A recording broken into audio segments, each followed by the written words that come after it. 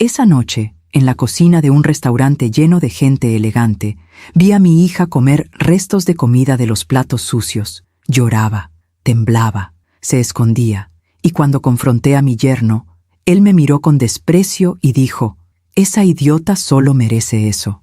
Esas palabras rompieron algo dentro de mí que jamás volvió a ser igual. Me llamo Magali Pisano.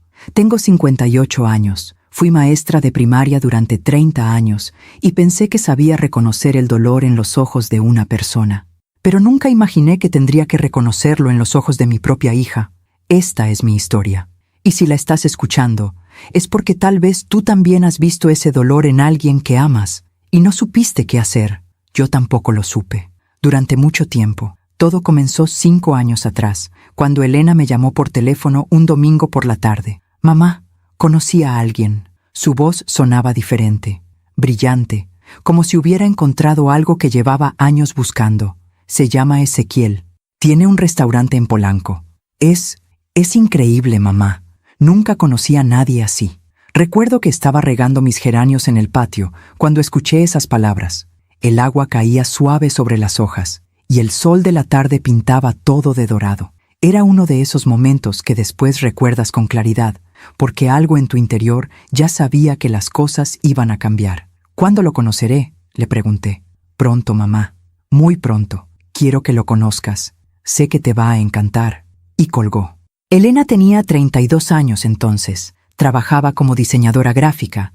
Tenía su propio departamento en La Condesa. Salía con sus amigas los viernes. Era independiente, fuerte, o al menos eso creía yo.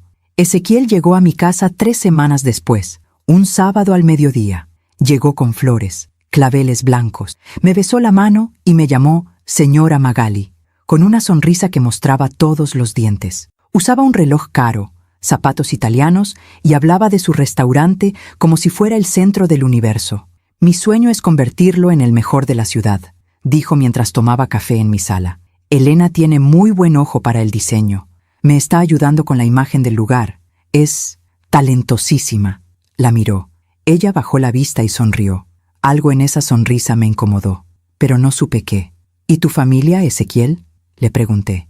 «Mi padre murió cuando yo tenía 15 años. Mi madre vive en Querétaro. No nos hablamos mucho». «¿Por qué?».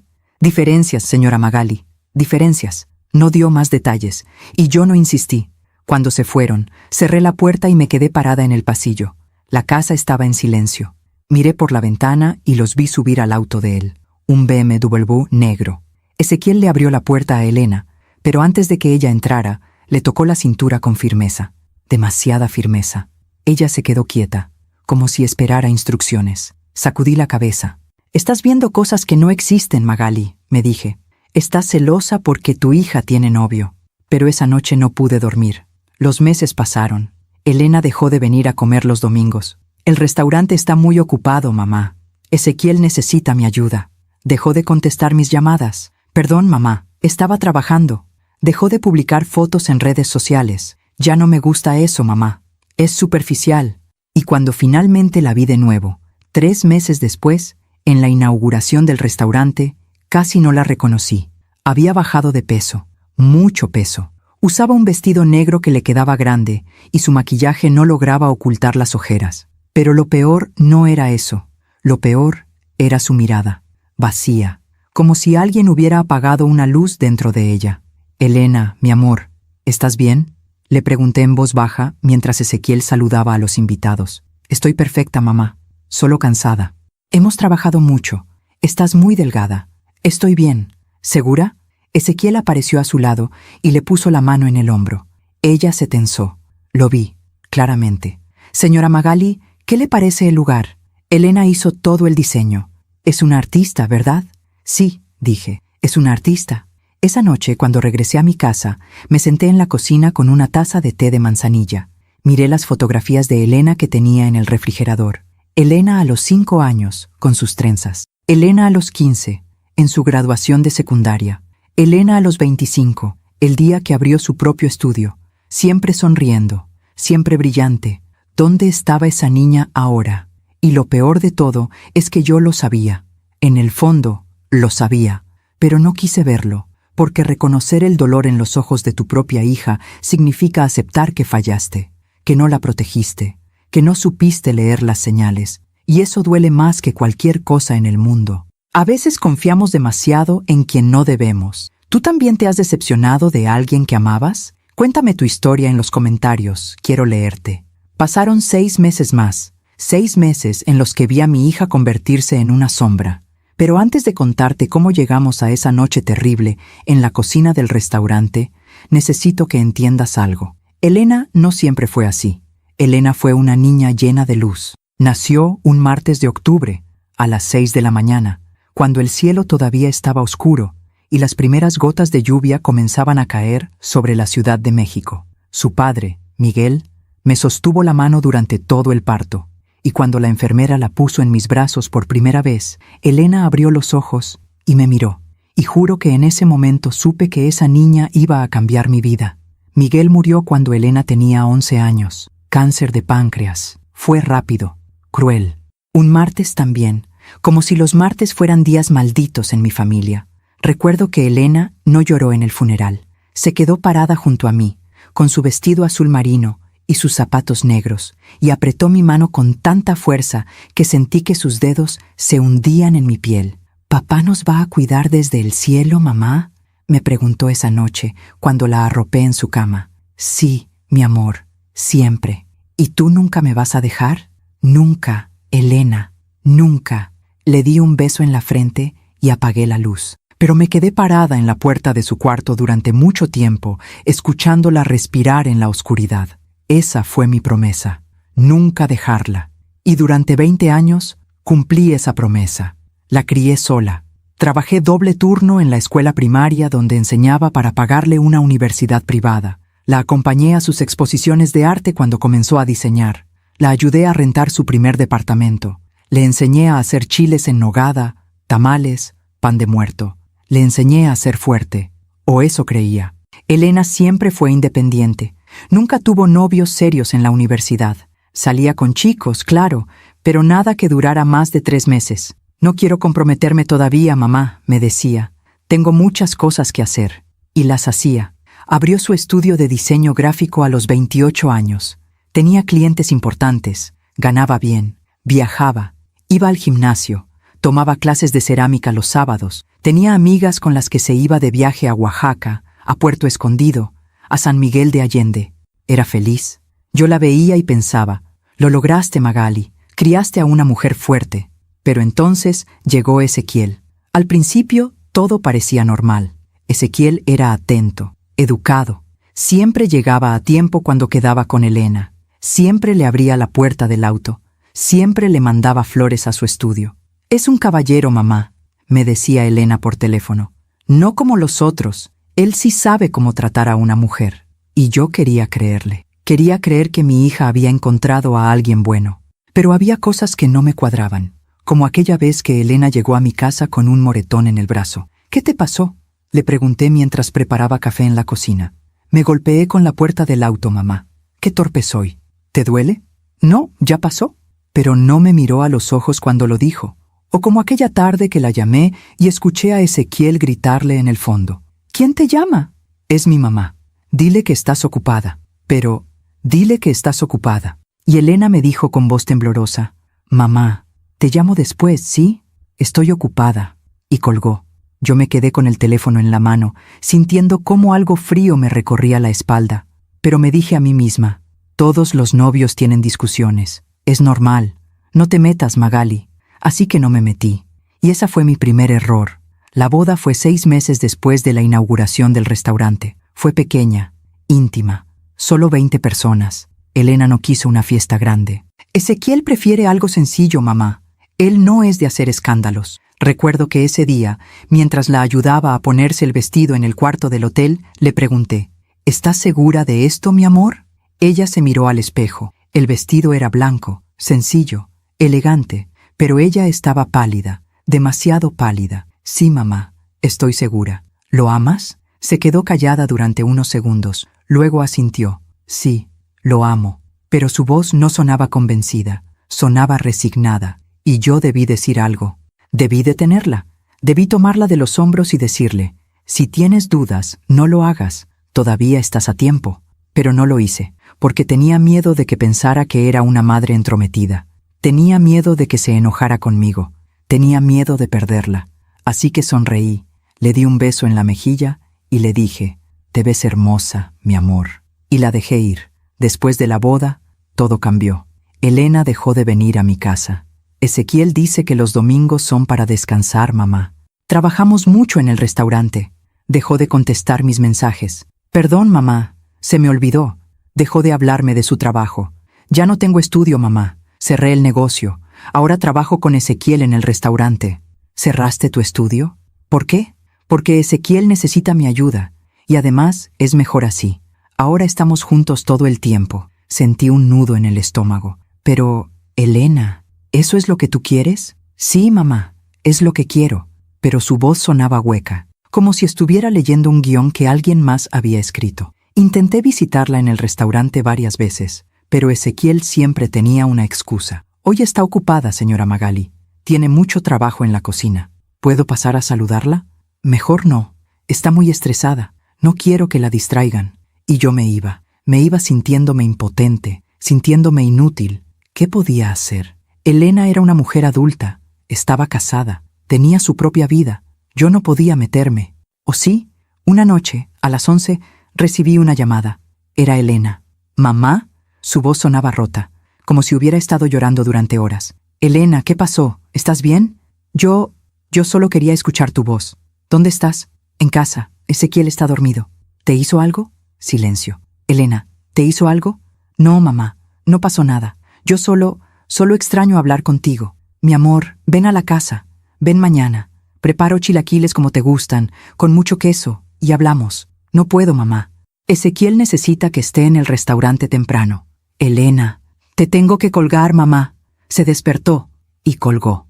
Me quedé sentada en mi cama, con el teléfono en la mano, sintiendo cómo las lágrimas me caían por las mejillas. Mi hija estaba sufriendo, y yo no sabía cómo ayudarla. Pasaron 3 meses más, 3 meses de llamadas cortadas, de mensajes sin respuesta, de excusas, hasta que un día mi comadre Lourdes me llamó. Magali, necesito hablar contigo. ¿Qué pasa? Fui al restaurante de Ezequiel ayer y vi a Elena. Se quedó callada. ¿Y? Magali, tu hija está muy mal, está flaquísima, se le está cayendo el pelo, y cuando le hablé, me miró como si tuviera miedo. ¿Miedo de qué? De que Ezequiel la viera hablando conmigo. Sentí que el corazón se me salía del pecho. ¿Dónde está el restaurante? En Polanco. Pero, Magali, no vayas sola. Ese hombre no es buena persona. Voy a ir. Magali, voy a ir. Y colgué. Esa noche no pude dormir. Me senté en la cocina con una taza de café que nunca tomé. Miré las fotografías de Elena en el refrigerador. La vi sonriendo, brillante, llena de vida, y me prometí a mí misma que iba a recuperar a esa niña. No importaba lo que tuviera que hacer, no importaba a quién tuviera que enfrentar, iba a traer a mi hija de vuelta. Mientras cuento todo esto, pienso en dónde estarás escuchándome.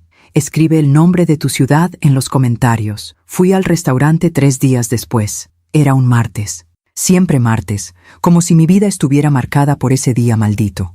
El restaurante se llamaba Raíces, un nombre irónico para un lugar donde mi hija estaba siendo arrancada de las suyas. Estaba en una calle tranquila de Polanco, entre boutiques caras y galerías de arte.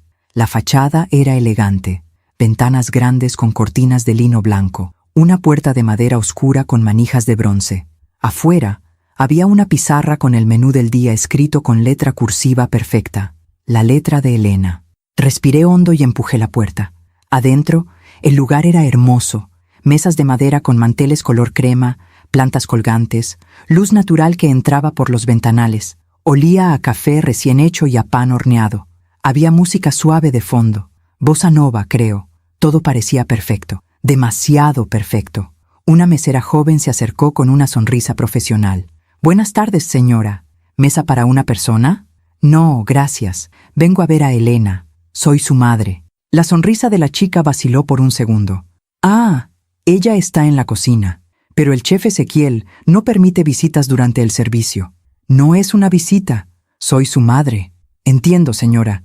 Pero las reglas son...» No me importan las reglas. Necesito ver a mi hija. En ese momento, Ezequiel salió de la cocina. Llevaba un delantal blanco impecable y una expresión que intentaba ser amable, pero que no lograba ocultar la molestia en sus ojos. Señora Magali, qué sorpresa. ¿A qué debemos el honor? Vengo a ver a Elena. Elena está ocupada. Estamos en pleno servicio del almuerzo. Solo serán 5 minutos. Lo siento, pero no es posible. Cuando uno trabaja en un restaurante, tiene que mantener el ritmo. No puede haber distracciones. Me miró fijamente, como retándome, y yo lo miré de vuelta. 5 minutos, Ezequiel. Se quedó callado durante unos segundos. Luego suspiró, como si yo fuera una cliente difícil que tenía que tolerar. Está bien, 5 minutos. Pero aquí, en el comedor, no quiero que entre a la cocina. Es protocolo de seguridad. Mentiroso. Lo supe en ese momento. Había algo que no quería que yo viera. De acuerdo. Se dio la vuelta y desapareció detrás de la puerta batiente de la cocina. Esperé. 1 minuto, 2, 3, 4. Finalmente, la puerta se abrió y Elena salió. Y cuando la vi, sentí que el aire se me escapaba de los pulmones. Mi hija estaba irreconocible. Había pasado solo 3 meses desde la boda. 3 meses. Pero parecía que habían pasado 3 años. Estaba flaca, terriblemente flaca. Los pómulos se le marcaban en el rostro, los ojos hundidos. El cabello, que siempre había sido grueso y brillante, ahora estaba opaco y quebradizo, recogido en una cola de caballo apretada que dejaba ver mechones que se le caían. Llevaba un delantal manchado de grasa y salsa. Las manos le temblaban. Y lo peor, no me miraba a los ojos. «Hola, mamá», dijo en voz baja. Me levanté de la mesa donde me habían hecho sentar y caminé hacia ella. Quise abrazarla, pero ella dio un paso atrás. «Elena, mi amor, ¿qué haces aquí? Vine a verte. No contestas mis llamadas. No vienes a la casa. Estoy preocupada». «Estoy bien, mamá. Solo ocupada». «No te ves bien». «Estoy bien». «Elena, estoy bien». Levantó la voz, y luego se llevó las manos a la boca, como si no pudiera creer que había gritado. Ezequiel apareció detrás de ella, como una sombra. «¿Todo bien por aquí?» «Sí», dijo Elena rápidamente. «Todo bien. Mi mamá ya se iba». «No me voy a ir», dije. «No hasta que hablemos». Ezequiel puso una mano en el hombro de Elena. Ella se tensó. Lo vi, claramente. «Señora Magali, con todo respeto, Elena tiene que volver a trabajar. Tenemos una reservación grande a las 3 y necesitamos que todo esté listo. Puedo esperar. No creo que sea buena idea. Elena está muy estresada últimamente. No quiero que se ponga peor». Me miró con una sonrisa que no llegaba a sus ojos, y en ese momento lo entendí. Ezequiel no estaba cuidando a mi hija, la estaba controlando. «Elena, mírame». Ella levantó la vista lentamente. Sus ojos estaban vidriosos, cansados, sin vida. «¿Estás comiendo bien?» «Sí». «¿Estás durmiendo?» «Sí». «¿Eres feliz?» Silencio. Ezequiel apretó su hombro. Ella tragó saliva. «Sí, mamá, soy feliz». Pero una lágrima le cayó por la mejilla. Una sola lágrima que se limpió rápidamente con el dorso de la mano. Y yo sentí que algo dentro de mí se quebraba. «Elena, si necesitas algo, lo que sea, llámame, a la hora que sea. ¿Me oyes?» «Sí, mamá». «Prométemelo». «Te lo prometo». Ezequiel sonrió. «Ya ve, señora Magali, todo está bien. Elena solo está cansada, pero la cuido muy bien». Lo miré, y en sus ojos vi algo que me heló la sangre. Crueldad, pura crueldad. «Más te vale», dije en voz baja, y me fui. Pero no me fui lejos. Me quedé afuera del restaurante, en mi auto, estacionada al otro lado de la calle. Esperé. 2 horas, 3 horas, 4 horas. El restaurante cerró a las 5 de la tarde. Vi salir a los meseros, a los cocineros, a la chica que me había atendido. Pero Elena no salió, ni Ezequiel. A las 7 de la noche, las luces del comedor se apagaron, pero la luz de la cocina seguía encendida. Me bajé del auto y caminé hacia el restaurante. La puerta principal estaba cerrada con llave. Rodeé el edificio hasta encontrar la puerta trasera, la que daba al callejón de servicio. Estaba entreabierta. Empujé despacio, y lo que vi me partió el alma. Elena estaba en la cocina, sola, arrodillada en el piso, limpiando con un trapo sucio las manchas de grasa y comida que habían quedado en las baldosas. Lloraba en silencio, como si ya no tuviera fuerzas ni para hacer ruido. Y a su lado, en el piso, había un plato, Un plato con restos de comida, arroz, frijoles, pedazos de pollo a medio comer, comida que otros habían dejado. Y mientras limpiaba, ella tomaba un poco de ese arroz con los dedos y se lo llevaba a la boca, temblando, llorando, comiendo sobras. Mi hija, mi Elena, comiendo sobras como si fuera un animal. No pude contenerme. Empujé la puerta completamente y entré. ¿Elena? Ella levantó la vista. El terror en su rostro fue instantáneo. Se puso de pie de un salto, tirando el plato. El arroz se desparramó por el piso. Mamá, yo solo... ¿Qué estás haciendo? Yo estaba limpiando. ¿Por qué estás comiendo restos de comida? Yo no podía ni hablar. Se abrazó a sí misma y empezó a temblar. Y entonces escuché pasos. Ezequiel entró a la cocina desde la oficina del fondo. Nos miró a las dos y sonrió. Esa sonrisa, esa maldita sonrisa. Señora Magali, ¿qué hace aquí? Le dije que Elena estaba ocupada. ¿Qué le estás haciendo a mi hija? ¿Perdón? ¿Por qué está comiendo sobras? Ezequiel se encogió de hombros. Elena tiene malos hábitos. Le he dicho 1000 veces que si tiene hambre puede comer de la cocina, pero ella prefiere comer a escondidas. Es extraño. Tal vez debería ver a un psicólogo. Mentiroso. ¿Perdón? Eres un mentiroso. Me acerqué a él. Mi corazón latía tan fuerte que sentía que iba a explotar. No sé qué le estás haciendo a mi hija, pero esto se acaba hoy. Ezequiel me miró con condescendencia. Señora Magali, entiendo que esté preocupada, pero Elena es mi esposa, es una mujer adulta, y yo la cuido mejor de lo que nadie podría cuidarla. ¿Cuidarla? ¿A esto le llamas cuidarla? Ella está bien. Dígaselo, Elena. Elena estaba paralizada, con la vista clavada en el piso. Elena, dije con voz temblorosa. Mírame. No se movió. Elena, mírame. Levantó la vista lentamente, y en sus ojos vi algo que jamás olvidaré. Derrota. Mi hija se había rendido. Vámonos, le dije. Ahora, toma tus cosas y vámonos. Mamá, yo no puedo. Sí, puedes. Vámonos. Ezequiel se interpuso entre nosotras. Ella no va a ningún lado. Quítate de mi camino. Esta es mi esposa y este es mi restaurante. Y usted no tiene ningún derecho de venir aquí a armar un escándalo. Tengo todo el derecho del mundo. Soy su madre. Y yo soy su esposo. Y ella me eligió a mí. Me miró con desprecio. Ella me eligió porque yo la valoro. Porque yo le di un propósito. Porque yo la hice útil. ¿Útil? Sí, útil. Antes de mí, Elena no era nadie. Una diseñadora mediocre con un estudio que apenas sobrevivía. Yo le di un lugar, un hogar, una razón para existir. Sentí que la rabia me quemaba por dentro. Elena siempre fue alguien, antes de ti, sin ti, y va a seguir siendo alguien cuando salga de aquí. Ezequiel soltó una carcajada, fría, cruel, y luego dijo las palabras que jamás voy a olvidar.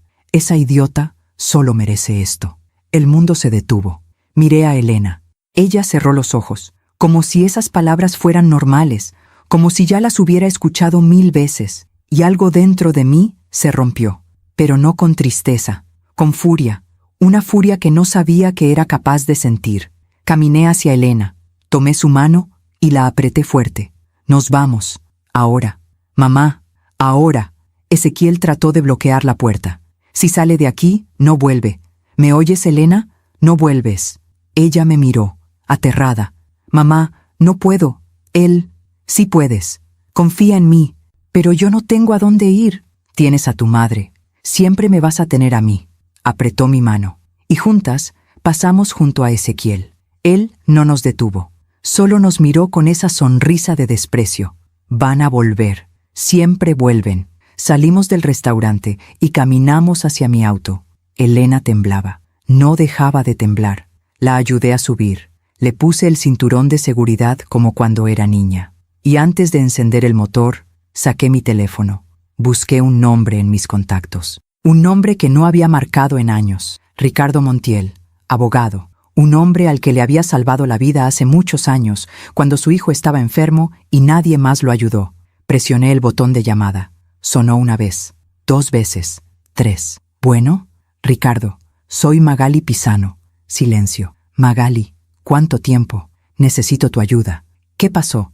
Miré a Elena. Estaba acurrucada en el asiento, abrazándose a sí misma. Llegó la hora de pagar tu deuda. Aún me pregunto si hice lo correcto. ¿Y tú? ¿Qué habrías hecho en mi lugar? Llevé a Elena a mi casa esa noche. Era martes, 13 de marzo, las 8:15 de la noche. Recuerdo la hora exacta porque miré el reloj del tablero del auto varias veces durante el camino, como si el tiempo pudiera darme alguna respuesta sobre qué hacer ahora. Elena no habló durante todo el trayecto. Se quedó sentada en el asiento del copiloto, mirando por la ventana, abrazándose a sí misma. Temblaba. No dejaba de temblar, aunque la noche no estaba fría. Cada vez que pasábamos bajo una luz de la calle, yo la miraba de reojo.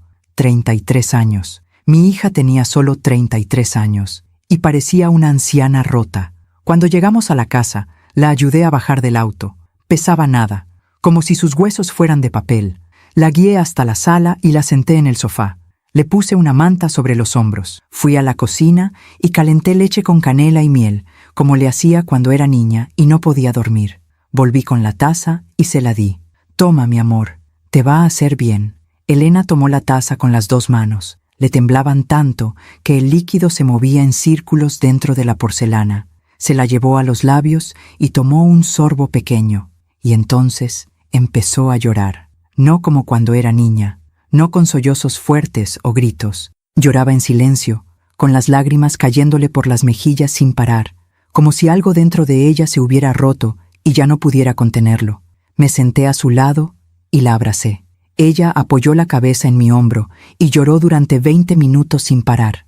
Yo no dije nada, solo la sostuve, como cuando tenía 11 años y lloraba por la muerte de su padre, como cuando tenía 16 y su primer novio la dejó, como cuando tenía 22 y no pasó el examen de admisión a la universidad que quería. Siempre estuve ahí, y ahora también. Cuando finalmente dejó de llorar, se separó de mí y se limpió la cara con el dorso de la mano. «Perdón, mamá, no tienes nada que disculpar.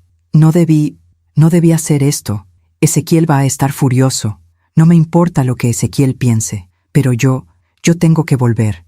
El restaurante, no vas a volver. Mamá, no entiendes, él me necesita. Si no estoy ahí, todo va a colapsar». La miré fijamente.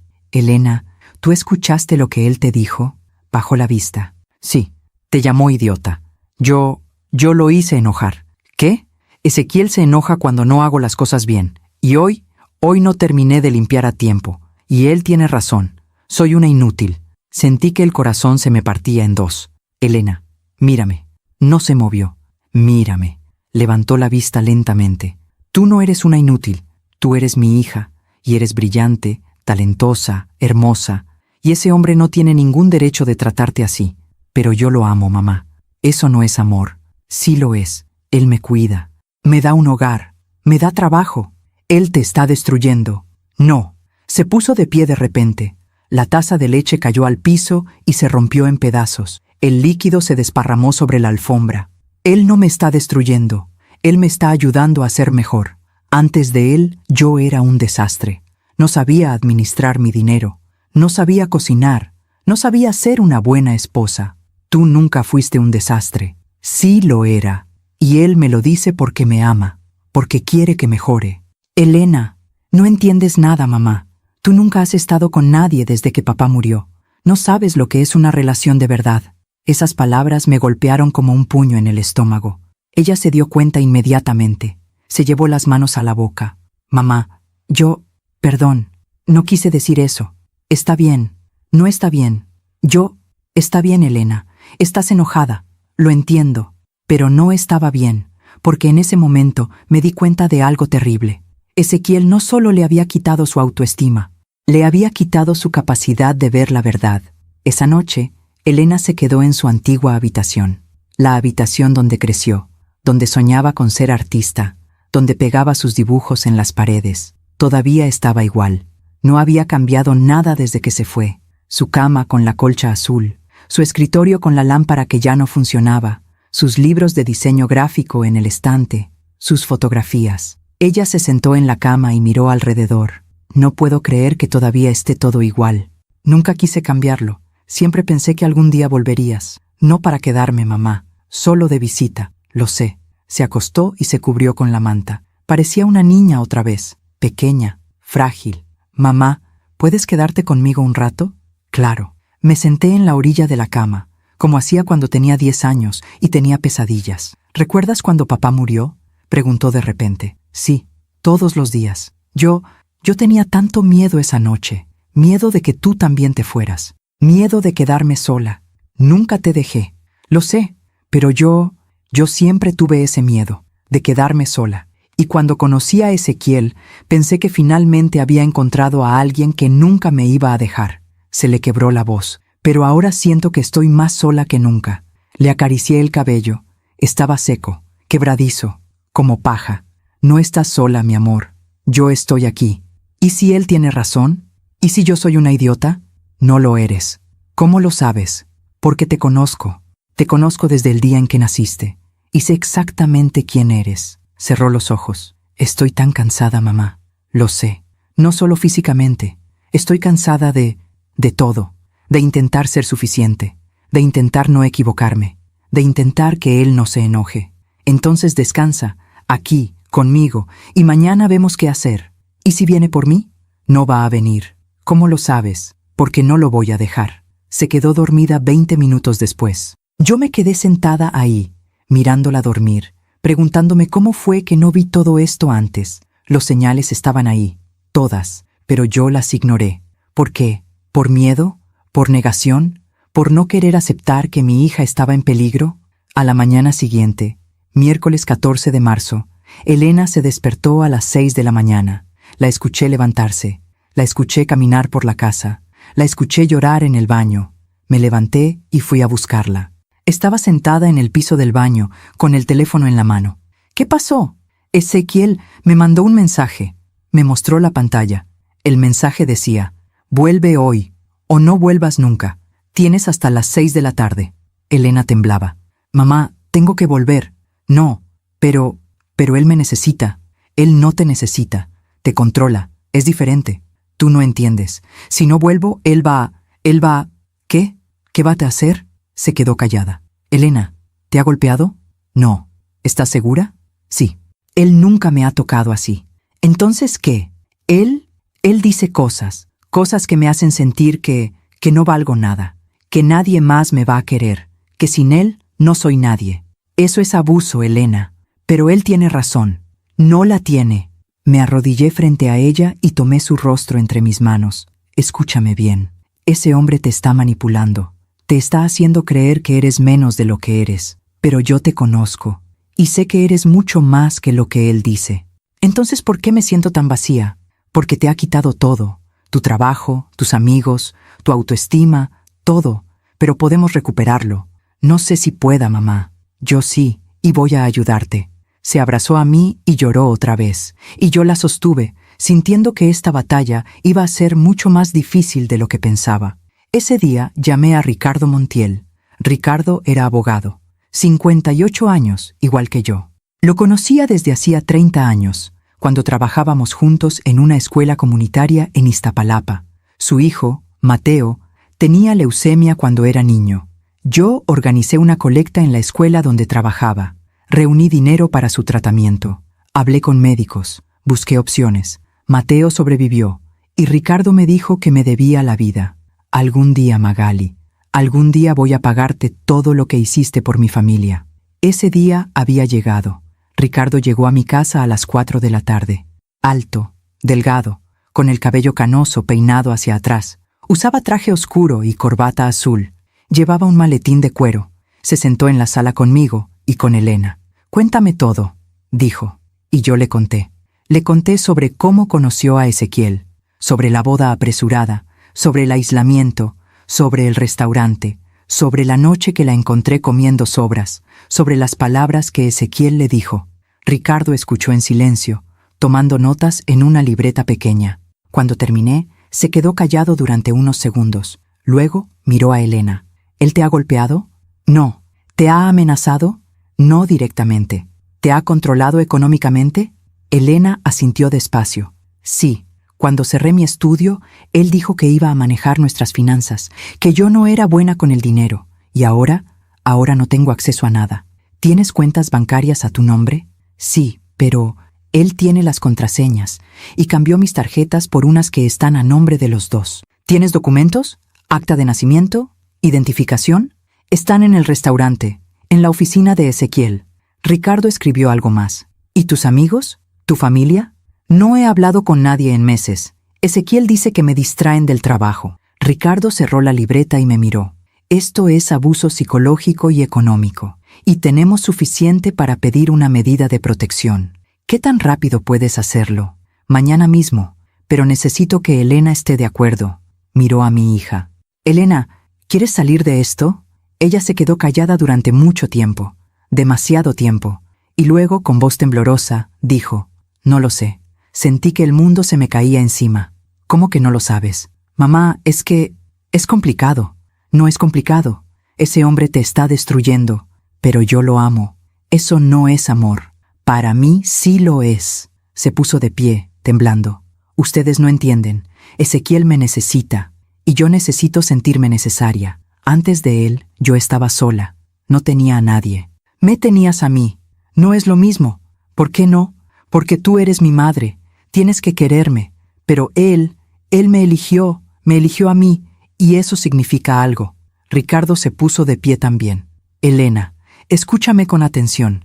Yo he trabajado con cientos de casos como el tuyo, y sé exactamente lo que estás sintiendo ahora mismo. No, no lo sabes. Sí lo sé.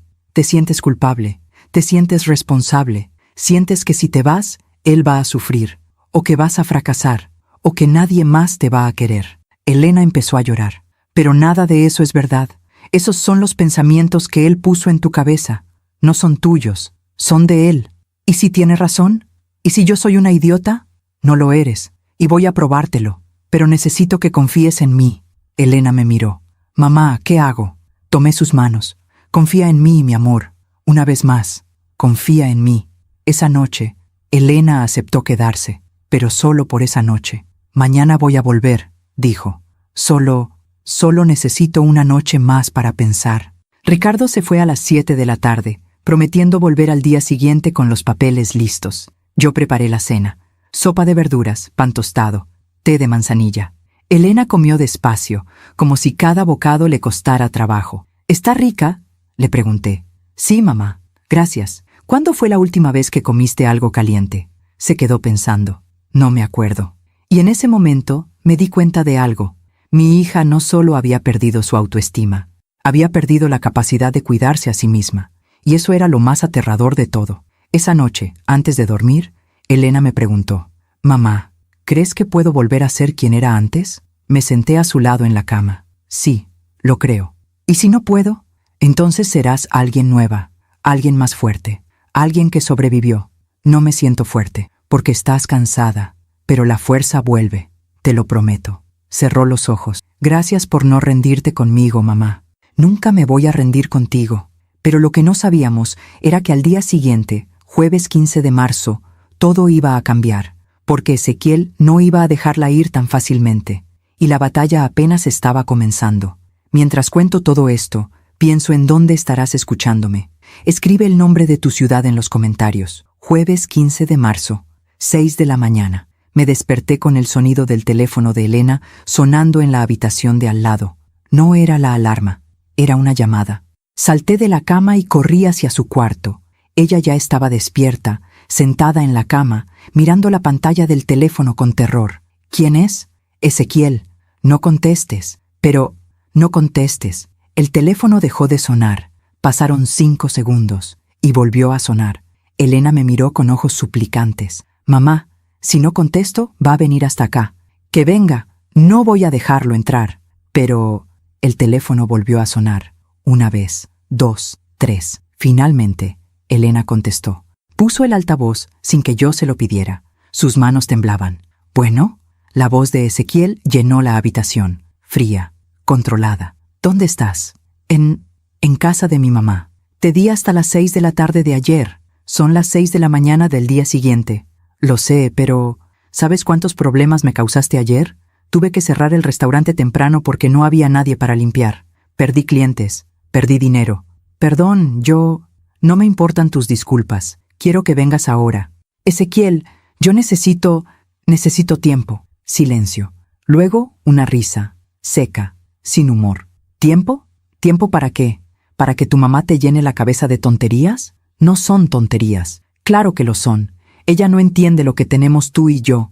Ella no sabe lo que es construir algo juntos. Ezequiel, Elena, amor, escúchame.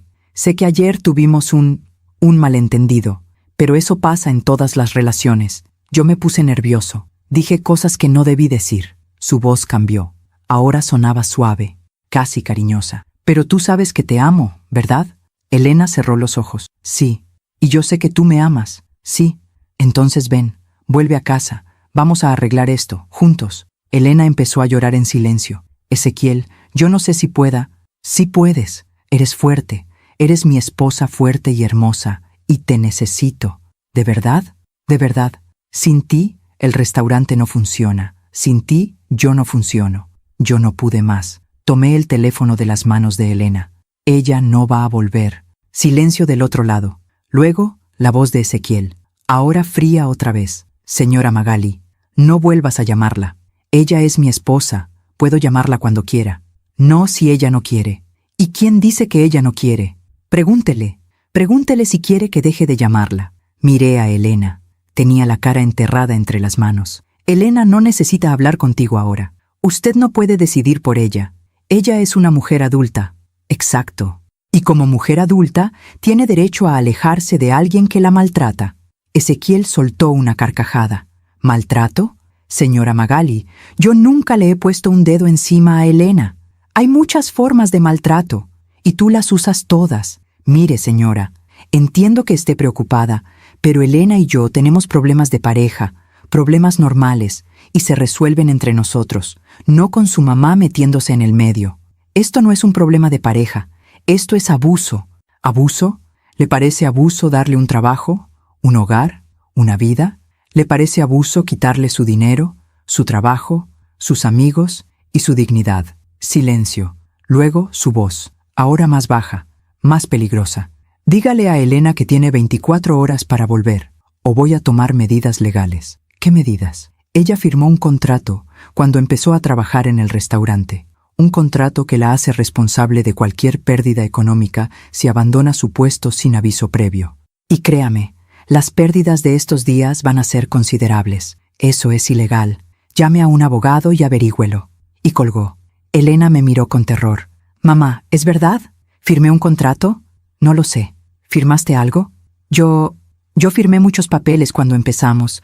Ezequiel dijo que eran trámites del restaurante, del seguro, de no sé qué más. ¿Los leíste? Bajó la vista. No. Cerré los ojos y respiré hondo. Está bien, está bien. Vamos a llamar a Ricardo. Ricardo llegó a las 9 de la mañana. Se sentó en la sala con nosotras, con su maletín de cuero abierto sobre la mesa de centro. Le conté sobre la llamada, sobre el contrato. Él escuchó con atención, tomando notas. ¿Tienes alguna copia de los papeles que firmaste? Le preguntó a Elena. No, todo está en la oficina de Ezequiel. ¿Recuerdas qué decían? No, él me los dio y me dijo que firmara. Y yo confié en él. Ricardo suspiró. Elena, necesito que me digas la verdad. ¿Cuánto tiempo estuviste trabajando en el restaurante? Desde la inauguración, hace 8 meses. ¿Te pagaba? Ella se quedó callada. ¿Elena? Al principio sí. Me daba $500 a la semana, pero hace 3 meses dejó de pagarme. ¿Por qué? Dijo que el restaurante no estaba generando suficientes ganancias y que como éramos esposos, el dinero era de los dos de todas formas. ¿Y tú aceptaste? Sí. Ricardo escribió algo más en su libreta. ¿Trabajabas cuántas horas al día? 12, a veces 14. ¿Tenías días libres? No. ¿Y comida? ¿Dormías bien? Elena empezó a llorar otra vez. Él decía que si quería comer, podía hacerlo después de que terminaran los clientes. Pero a veces estaba tan cansada que solo quería dormir. Y cuando comía, me decía que estaba engordando, que los clientes no querían ver a una gorda en la cocina. Sentí que la rabia me quemaba por dentro. Ricardo cerró la libreta. Esto no es solo abuso psicológico, es explotación laboral y posiblemente tráfico de personas. ¿Qué? Ezequiel la tuvo trabajando sin pago, sin días libres, con jornadas inhumanas. Eso se considera trabajo forzado. Pero yo acepté, dijo Elena. Yo dije que sí. Bajo manipulación y coerción. Eso no cuenta como consentimiento. Ricardo me miró. Magali, necesito que me consigas algo. Lo que sea. Necesito evidencia, fotografías, mensajes, cualquier cosa que demuestre el abuso. ¿Y si no tenemos nada? Entonces vamos a tener que conseguirlo. Pasamos las siguientes 3 horas revisando el teléfono de Elena. Ricardo tomó capturas de pantalla de los mensajes de Ezequiel. Había cientos, mensajes diciéndole que era inútil, que estaba gorda, que no servía para nada, que nadie más la iba a querer. Mensajes a las 3 de la mañana preguntándole dónde estaba. Mensajes controlando con quién hablaba. Mensajes diciéndole qué ropa ponerse, qué comer, cuándo dormir. Era un manual de abuso psicológico. Y Elena había vivido con eso durante 8 meses. A las 12 del mediodía, Ricardo se fue con una carpeta llena de evidencia. Voy a preparar la solicitud de medida de protección. Y también voy a iniciar un caso por explotación laboral. ¿Cuánto tiempo va a tomar? Si todo va bien, podemos tener la medida de protección en 48 horas, el jueves 17 de marzo a más tardar. ¿Y el divorcio? Eso va a tomar más tiempo. Pero podemos iniciarlo de inmediato. Elena levantó la vista. ¿Divorcio? Sí, Elena. Tienes que divorciarte de él. Pero si no te divorcias, él va a seguir teniendo control legal sobre ti, sobre tus finanzas, sobre tu vida. Pero yo lo amo. Ricardo se arrodilló frente a ella y tomó sus manos. Elena, mírame. Ella lo miró con ojos llenos de lágrimas. Lo que tú sientes por ese hombre no es amor, es trauma. Es el vínculo que se forma cuando alguien te maltrata y luego te da pequeños momentos de amabilidad. Se llama vínculo traumático y es muy real, pero no es amor. ¿Cómo lo sabes? Porque he visto este mismo patrón en cientos de mujeres y todas me dijeron lo mismo que tú, que lo amaban, que no podían dejarlo, que él iba a cambiar. ¿Y qué pasó con ellas? Las que se fueron a tiempo sobrevivieron. Las que se quedaron, no terminó la frase, no hacía falta. Esa tarde, Elena y yo nos sentamos en el patio. Hacía sol, los geranios estaban floreciendo, el aire olía a tierra mojada y a jazmín. Elena miraba las flores con ojos vacíos. Mamá, ¿cuándo fue que dejé de ser yo? ¿Qué quieres decir? Yo era fuerte, independiente, tenía mi propio negocio, mis propias amigas, mi propia vida. ¿Cuándo perdí todo eso? Poco a poco, sin que te dieras cuenta. ¿Por qué no lo vi? Porque él era muy bueno escondiéndolo. Al principio, todo parecía amor, atención, cuidado, pero luego, de a poco, fue quitándote cosas. Primero tus amigos, luego tu trabajo, luego tu autoestima. Y yo lo dejé, porque te manipuló, porque te hizo creer que era por tu bien. Elena se quedó callada durante mucho tiempo. Luego dijo, ¿sabes qué es lo peor de todo? ¿Qué? Que una parte de mí todavía quiere volver. Todavía quiere creer que él va a cambiar, que las cosas van a ser como al principio. Lo sé. ¿Eso se va a quitar? Sí, con tiempo. Y con ayuda. ¿Cuánto tiempo? No lo sé. Cada persona es diferente. Y si nunca se quita, se va a quitar. Te lo prometo. Esa noche, viernes 16 de marzo, recibí una llamada. Era un número desconocido. Contesté. Bueno, señora Magali, era Ezequiel. ¿Cómo conseguiste mi número? No importa. Necesito hablar con Elena. No está disponible. Dígale que si no vuelve mañana, voy a ir por ella. Si te acercas a mi casa, llamo a la policía. Usted no entiende. Elena es mi esposa. Tengo derecho legal de hablar con ella. No cuando hay una orden de alejamiento en proceso. Silencio. ¿Qué? ¿Escuchaste bien? Mañana vamos a presentar una solicitud de medida de protección y un caso por explotación laboral. Así que te sugiero que consigas un buen abogado. Escuché su respiración del otro lado. Pesada, rabiosa. Usted se va a arrepentir de esto. Lo dudo. Elena va a volver. Siempre vuelven.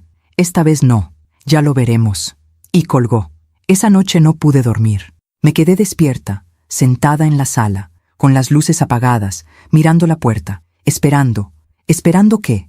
¿Que Ezequiel llegara? ¿Que irrumpiera en mi casa? ¿Que se llevara a Elena?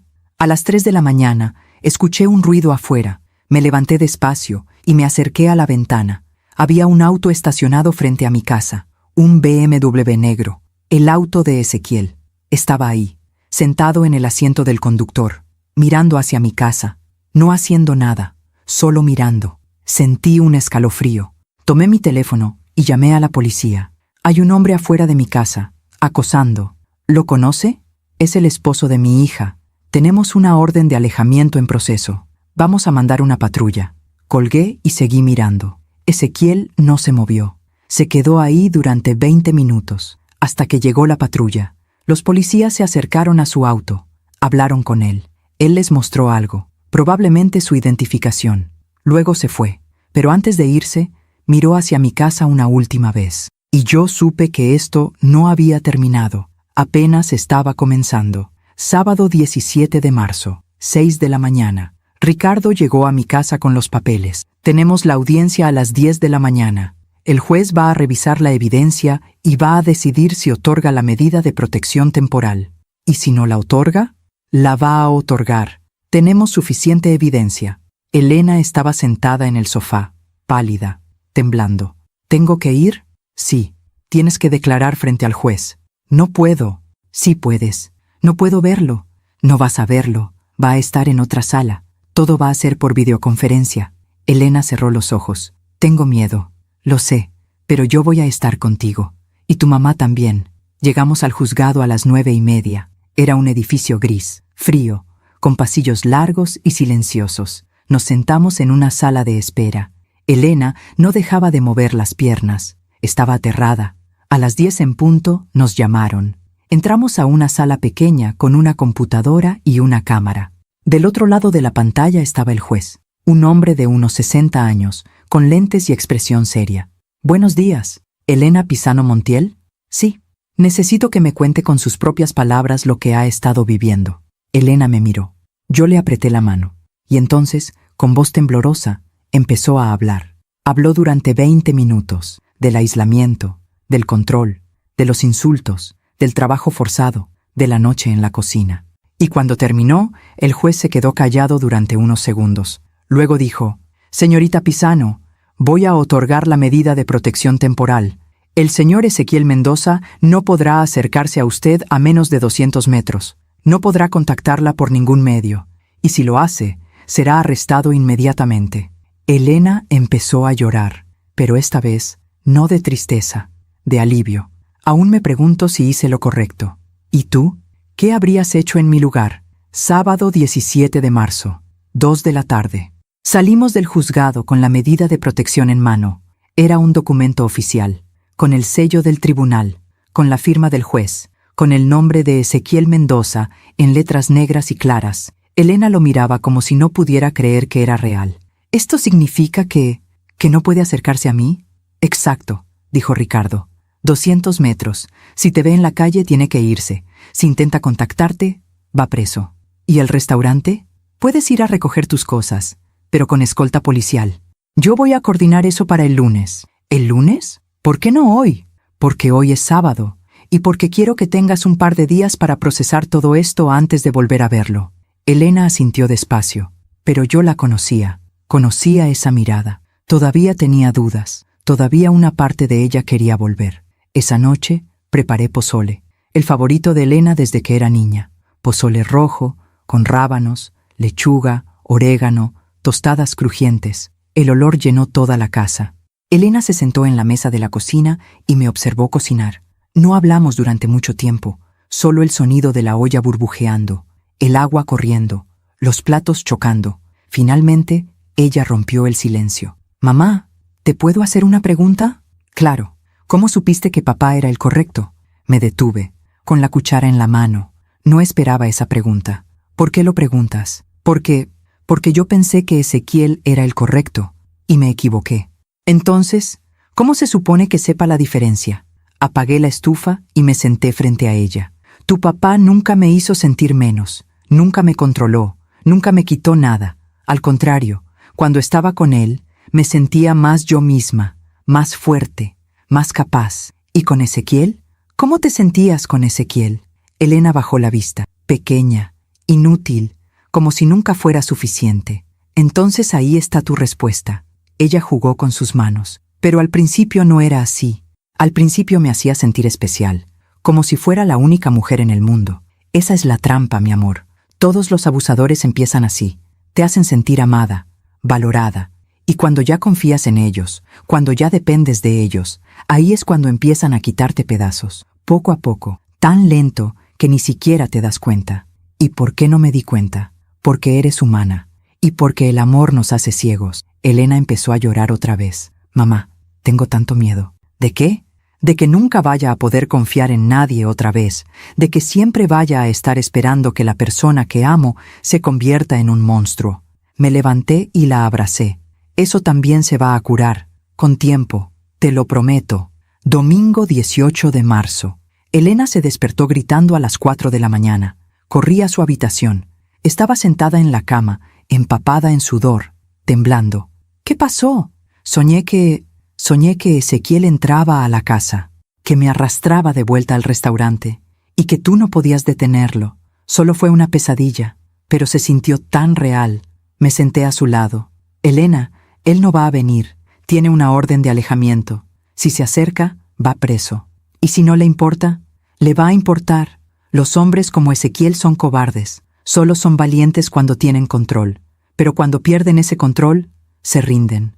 ¿Cómo lo sabes? Porque he visto a muchos hombres así en mi vida, y todos son iguales. Elena se recostó otra vez. Mamá, ¿puedes quedarte aquí hasta que me duerma? Claro. Me quedé sentada en la orilla de su cama, como cuando era niña. Y mientras la veía dormir, pensé en todas las noches que no estuve ahí. Todas las noches que ella pasó sola, con miedo, sin nadie que la protegiera. Y me prometí a mí misma que nunca más volvería a fallarle. Lunes 19 de marzo. 9 de la mañana. Ricardo llegó con 2 policías, un hombre y una mujer, ambos de unos 30 años, uniformados, serios. Vamos a ir al restaurante, dijo Ricardo. Elena va a recoger sus cosas, sus documentos, todo lo que sea de ella. Elena estaba pálida. ¿Él va a estar ahí? Probablemente, pero no puede acercarse a ti. Los oficiales van a asegurarse de eso. ¿Y si intenta hablarme? No respondas, no lo mires. Solo recoge tus cosas y salimos. Elena asintió, pero sus manos temblaban. Llegamos al restaurante a las 10 de la mañana. Estaba cerrado. Las cortinas de las ventanas estaban cerradas, pero el BMW negro de Ezequiel estaba estacionado afuera. Él estaba ahí. Los policías tocaron la puerta. No hubo respuesta. Tocaron otra vez. «Policía, abra la puerta». Finalmente, la puerta se abrió, y ahí estaba Ezequiel. Pero no era el mismo Ezequiel que había visto hace una semana. Este Ezequiel estaba desaliñado, sin afeitar, con ojeras profundas, la camisa arrugada, los ojos rojos. Parecía que no había dormido en días. «¿Qué quieren?», preguntó con voz ronca.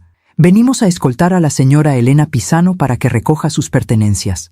Ezequiel miró a Elena. Ella desvió la mirada. «¿Pertenencias? Todo lo que está aquí es mío. Yo pagué por todo». «Según la ley», dijo Ricardo, «Elena tiene derecho a recuperar sus documentos personales, su ropa y cualquier objeto de valor sentimental». «¿Y quién es usted?». «Soy su abogado». Ezequiel soltó una carcajada amarga. «Por supuesto. Ya te conseguiste un abogado». «¡Qué rápido!». Elena seguía sin mirarlo. «Señor Mendoza», dijo la oficial mujer, «necesitamos que se mantenga a una distancia mínima de 200 metros de la señora Pisano. Puede quedarse en el restaurante, pero tiene que ir a la parte de atrás mientras ella recoge sus cosas. Este es mi restaurante». «Lo entendemos, pero hay una orden de alejamiento vigente. Si no coopera, vamos a tener que arrestarlo». Ezequiel apretó los puños, me miró, y en sus ojos vi un odio puro. «Esto es culpa suya», me dijo. «Usted le llenó la cabeza de mentiras. Yo no le llené la cabeza de nada, solo le abrí los ojos. Elena era feliz antes de que usted se metiera. Elena estaba muriendo antes de que yo la sacara». «Mentira». Dio un paso hacia mí. Los policías inmediatamente se interpusieron. «Señor Mendoza, dé un paso atrás». Ezequiel respiraba pesado, furioso, pero retrocedió.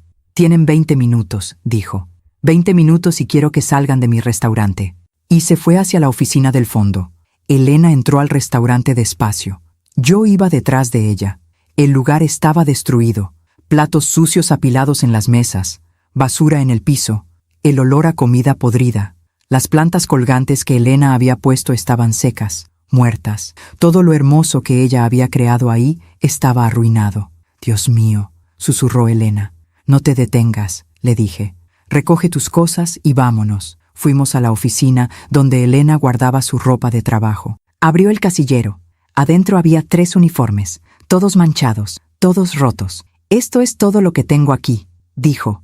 ¿Y tus documentos? Están en la oficina de Ezequiel. Caminamos hacia la oficina del fondo. Ezequiel estaba ahí, sentado en su escritorio, mirando la computadora. No levantó la vista cuando entramos. Necesito mis documentos, dijo Elena con voz temblorosa. Ezequiel siguió mirando la pantalla. No sé de qué hablas. Mi acta de nacimiento, mi identificación, mis papeles del Seguro Social. Ah, esos. Los quemé. Elena se quedó paralizada. ¿Qué? Los quemé, anoche, en el callejón de atrás. ¿Por qué? Finalmente la miró y sonrió. Esa sonrisa. Porque si tú no eres mía, entonces no eres de nadie. Ricardo inmediatamente llamó a los policías. Destruir documentos oficiales es un delito federal. Pruébenlo, dijo Ezequiel. Salimos de la oficina y fuimos al callejón de atrás. Ahí, en un tambo de metal, había cenizas, cenizas de papel, cenizas de la identidad de Elena. Ella se arrodilló junto al tambo y metió las manos entre las cenizas, como si pudiera recuperar algo. Pero no quedaba nada, solo polvo. No importa, dijo Ricardo. Podemos sacar copias de todo. Va a tomar tiempo, pero se puede hacer. Pero Elena no respondió. Solo miraba las cenizas con ojos vacíos, y yo supe que algo dentro de ella acababa de romperse otra vez. Salimos del restaurante. Ezequiel estaba parado en la puerta, mirándonos. ¿Ya se van?, preguntó con falsa dulzura. Elena finalmente lo miró, y por primera vez en meses habló con voz firme. Sí, ya me voy, y no voy a volver. Ezequiel soltó una carcajada. Ya lo veremos. No, no hay nada que ver. Esto se acabó. ¿Se acabó? Elena, amor, no puedes acabar algo que nunca va a terminar. Tú eres mía, siempre lo fuiste, siempre lo serás. No soy tuya, nunca lo fui. Claro que sí, te hice quien eres. Sin mí, no eres nada. Elena dio un paso hacia él. Los policías se pusieron alertas, pero ella solo lo miró fijamente. Tienes razón en algo, dijo. Sin ti, no soy la mujer rota y asustada que era contigo. Sin ti, puedo volver a ser quien era antes. Y eso es exactamente lo que voy a hacer. Ezequiel la miró con odio. Te vas a arrepentir. No, el único que se va a arrepentir eres tú. Y se dio la vuelta. Y caminó hacia el auto, con la cabeza en alto, por primera vez en 8 meses. Esa noche, de vuelta en mi casa, Elena se sentó en el patio. Yo le llevé una taza de té de manzanilla. ¿Cómo te sientes? No lo sé. Vacía, enojada, aliviada, todo al mismo tiempo. Es normal. Mamá, cuando vi esas cenizas, cuando vi que había quemado mis documentos, me di cuenta de algo. ¿Qué? Que él nunca me amó, porque cuando amas a alguien no destruyes su identidad, no quemas su pasado, no la conviertes en nada. Tienes razón. Entonces, ¿por qué me duele tanto? Porque tú sí lo amaste, o al menos amaste la idea de lo que pensaste que él era. Elena bebió un sorbo de té. ¿Sabes qué es lo más triste de todo? ¿Qué? Que yo le di todo, mi trabajo, mis amigos, mi dignidad, todo, y él lo único que hizo fue quitarme más. Pero ahora lo recuperaste. ¿Recuperé qué? No tengo trabajo, no tengo dinero, no tengo documentos, no tengo nada. Me tienes a mí. Elena me miró, y por primera vez en mucho tiempo sonrió. Una sonrisa pequeña, frágil, pero real. Gracias, mamá. De nada, mi amor. Martes 20 de marzo, 5 de la mañana.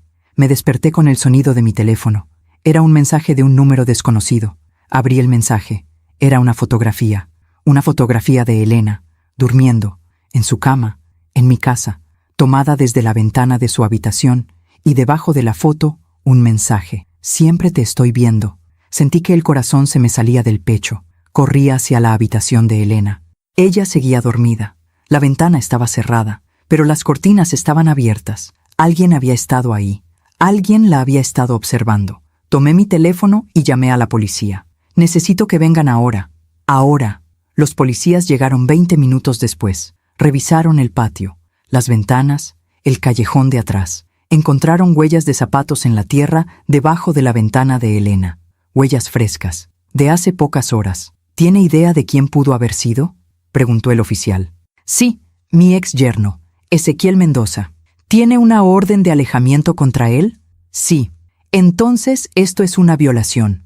Vamos a arrestarlo. A las 8 de la mañana, Ezequiel fue arrestado, en el restaurante. delante de todos los empleados, delante de los primeros clientes de la mañana. Lo esposaron, lo leyeron sus derechos y se lo llevaron. Elena y yo lo vimos en las noticias esa tarde. Dueño de restaurante en Polanco arrestado por acoso y violación de orden de alejamiento. Elena miraba la pantalla con ojos vacíos. ¿Ya terminó?, preguntó. Todavía no, pero ya casi. Esa noche, Ricardo nos llamó. Ezequiel salió bajo fianza, $50,000. ¿Qué? Lo siento, Magali. El juez consideró que no era un peligro para la sociedad. ¿No es un peligro? Estaba acechando a mi hija. Lo sé, pero la ley es así. Sin embargo, ahora tiene una orden de alejamiento más estricta, y si la viola otra vez, va preso sin fianza. ¿Y se supone que eso me hace sentir mejor? No, pero es lo mejor que podemos hacer por ahora. Colgué. Elena me miraba con terror. Mamá, él va a volver. No lo va a hacer. Sí lo va a hacer. Lo conozco. No va a parar hasta que me recupere. Y en ese momento, supe que tenía razón. Ezequiel no iba a parar. No hasta que se le obligara. Y yo iba a ser la que lo obligara. Aún me pregunto si hice lo correcto. ¿Y tú? ¿Qué habrías hecho en mi lugar? Miércoles 21 de marzo, 6 de la mañana. No había dormido en toda la noche. Me quedé sentada en la sala, con todas las luces encendidas, mirando las ventanas, esperando. ¿Esperando qué? ¿Que Ezequiel apareciera otra vez? ¿Que intentara entrar? Elena tampoco durmió. La escuché caminar por su habitación toda la noche, abriendo cajones, cerrando puertas, llorando en silencio. A las 6:30 salió de su cuarto. Estaba vestida, con jeans y una blusa que le quedaba grande, el cabello recogido en una cola de caballo. «Buenos días, mamá». «Buenos días, mi amor. ¿Dormiste algo?» «No, yo tampoco». Se sentó a mi lado en el sofá. «Mamá, necesito decirte algo». «¿Qué pasa?» «Quiero ir a terapia». La miré sorprendida. ¿Terapia?» «Sí, Ricardo me recomendó una psicóloga. Se especializa en víctimas de abuso. Y yo creo que la necesito». Tomé su mano. «Me parece muy buena idea. Tengo miedo de que me diga que estoy loca, que todo esto fue mi culpa». «No va a decir eso».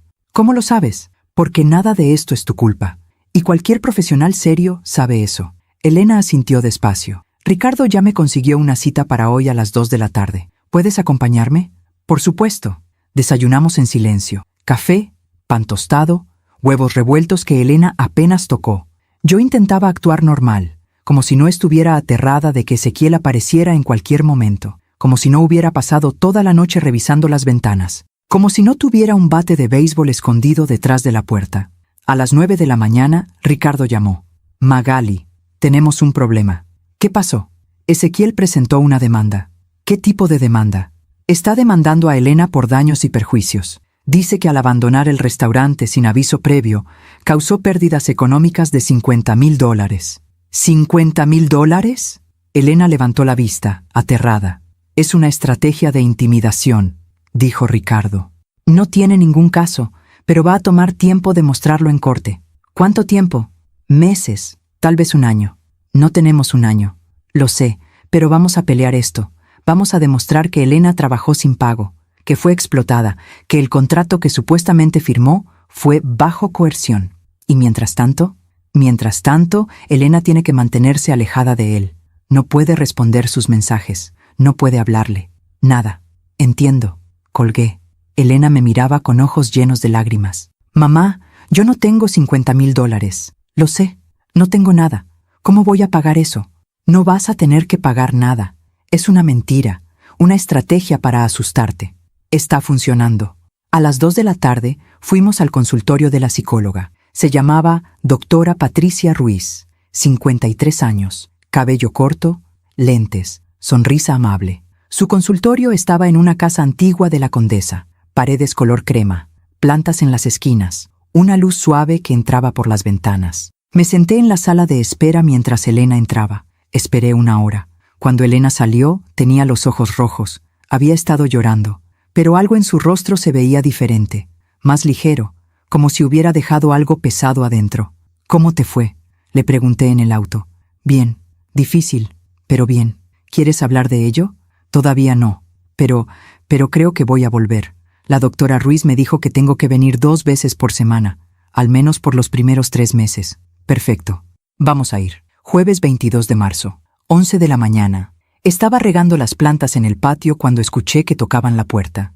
Elena estaba en su cuarto, leyendo. Me acerqué a la puerta y miré por la mirilla. Era Ezequiel. Estaba parado ahí, con traje oscuro, corbata, el cabello peinado hacia atrás, como si fuera una visita normal, como si no hubiera una orden de alejamiento, como si no hubiera sido arrestado hace 2 días. Tocó otra vez. Señora Magali, sé que está ahí. Solo quiero hablar. No respondí. Por favor, 5 minutos. Necesito hablar con Elena. Vete o llamo a la policía. Grité del otro lado de la puerta. No tiene que ser así. Podemos arreglar esto como adultos civilizados. Tienes una orden de alejamiento. Estás violándola ahora mismo. Solo quiero ver a mi esposa. Ella no quiere verte. Silencio. Luego, su voz, más baja, más peligrosa. Usted no puede mantenerla encerrada para siempre. No la tengo encerrada. Está aquí porque quiere. ¿Así? ¿Por qué no le preguntamos a ella? Escuché pasos detrás de mí. Me di la vuelta. Elena estaba ahí, pálida, temblando. ¿Es él? Susurró. Sí, vete a tu cuarto. No, quiero hablar con él. Elena, no. Necesito hacerlo, mamá. Necesito decirle lo que siento. Puedes hacerlo después, cuando estés lista. Ya estoy lista. Se acercó a la puerta. Elena, no abras esa puerta. No voy a abrirla. Solo voy a hablar. Se quedó parada frente a la puerta cerrada. Ezequiel, dijo con voz temblorosa. Del otro lado silencio. Luego, Elena, amor, ¿eres tú? Sí. ¿Te extraño tanto? Ezequiel, yo necesito que me escuches. Lo que sea, amor. Lo que sea. Quiero el divorcio. Silencio. Largo. Pesado. ¿Qué? Quiero el divorcio. Esto no está funcionando. Nunca funcionó. Elena, no digas eso. Estás confundida. Tu mamá te está confundiendo. No estoy confundida. Estoy más clara que nunca. Elena, lo que me hiciste, lo que me dijiste, eso no es amor. Yo nunca quise hacerte daño. Pero lo hiciste. Fue un error. Estaba estresado. El restaurante está colapsando sin ti. Te necesito de vuelta. No. Elena, por favor. Te amo. No me amas. Solo me necesitas para que te sirva, para que trabaje gratis, para que sea tu empleada sin paga. Eso no es verdad. Sí lo es. Y lo sabes. Escuché que Ezequiel golpeaba la puerta con la mano. Elena, abre esta maldita puerta. Elena dio un paso atrás. Vete, Ezequiel, y no vuelvas. ¿O qué? ¿Vas a llamar a la policía? ¿Como la última vez? Sí. ¿Sabes cuánto me costó salir de ese lugar? $50,000. Todo por tu culpa. No fue mi culpa. Tú violaste la orden. Porque quería verte. Porque te amo. Eso no es amor. Golpeó la puerta otra vez. Más fuerte. Voy a llamar a la policía ahora, dije. Háganlo. Llámenla. Total, ustedes ya me arruinaron la vida. Tomé mi teléfono y marqué 911. Ezequiel siguió gritando del otro lado de la puerta. Elena, si no vuelves conmigo, te vas a arrepentir. ¿Me oyes? Te vas a arrepentir. Policía, ¿cuál es su emergencia? Hay un hombre violando una orden de alejamiento en mi casa. Está golpeando la puerta, amenazando. ¿Dirección? Di mi dirección. Ya mandamos una patrulla.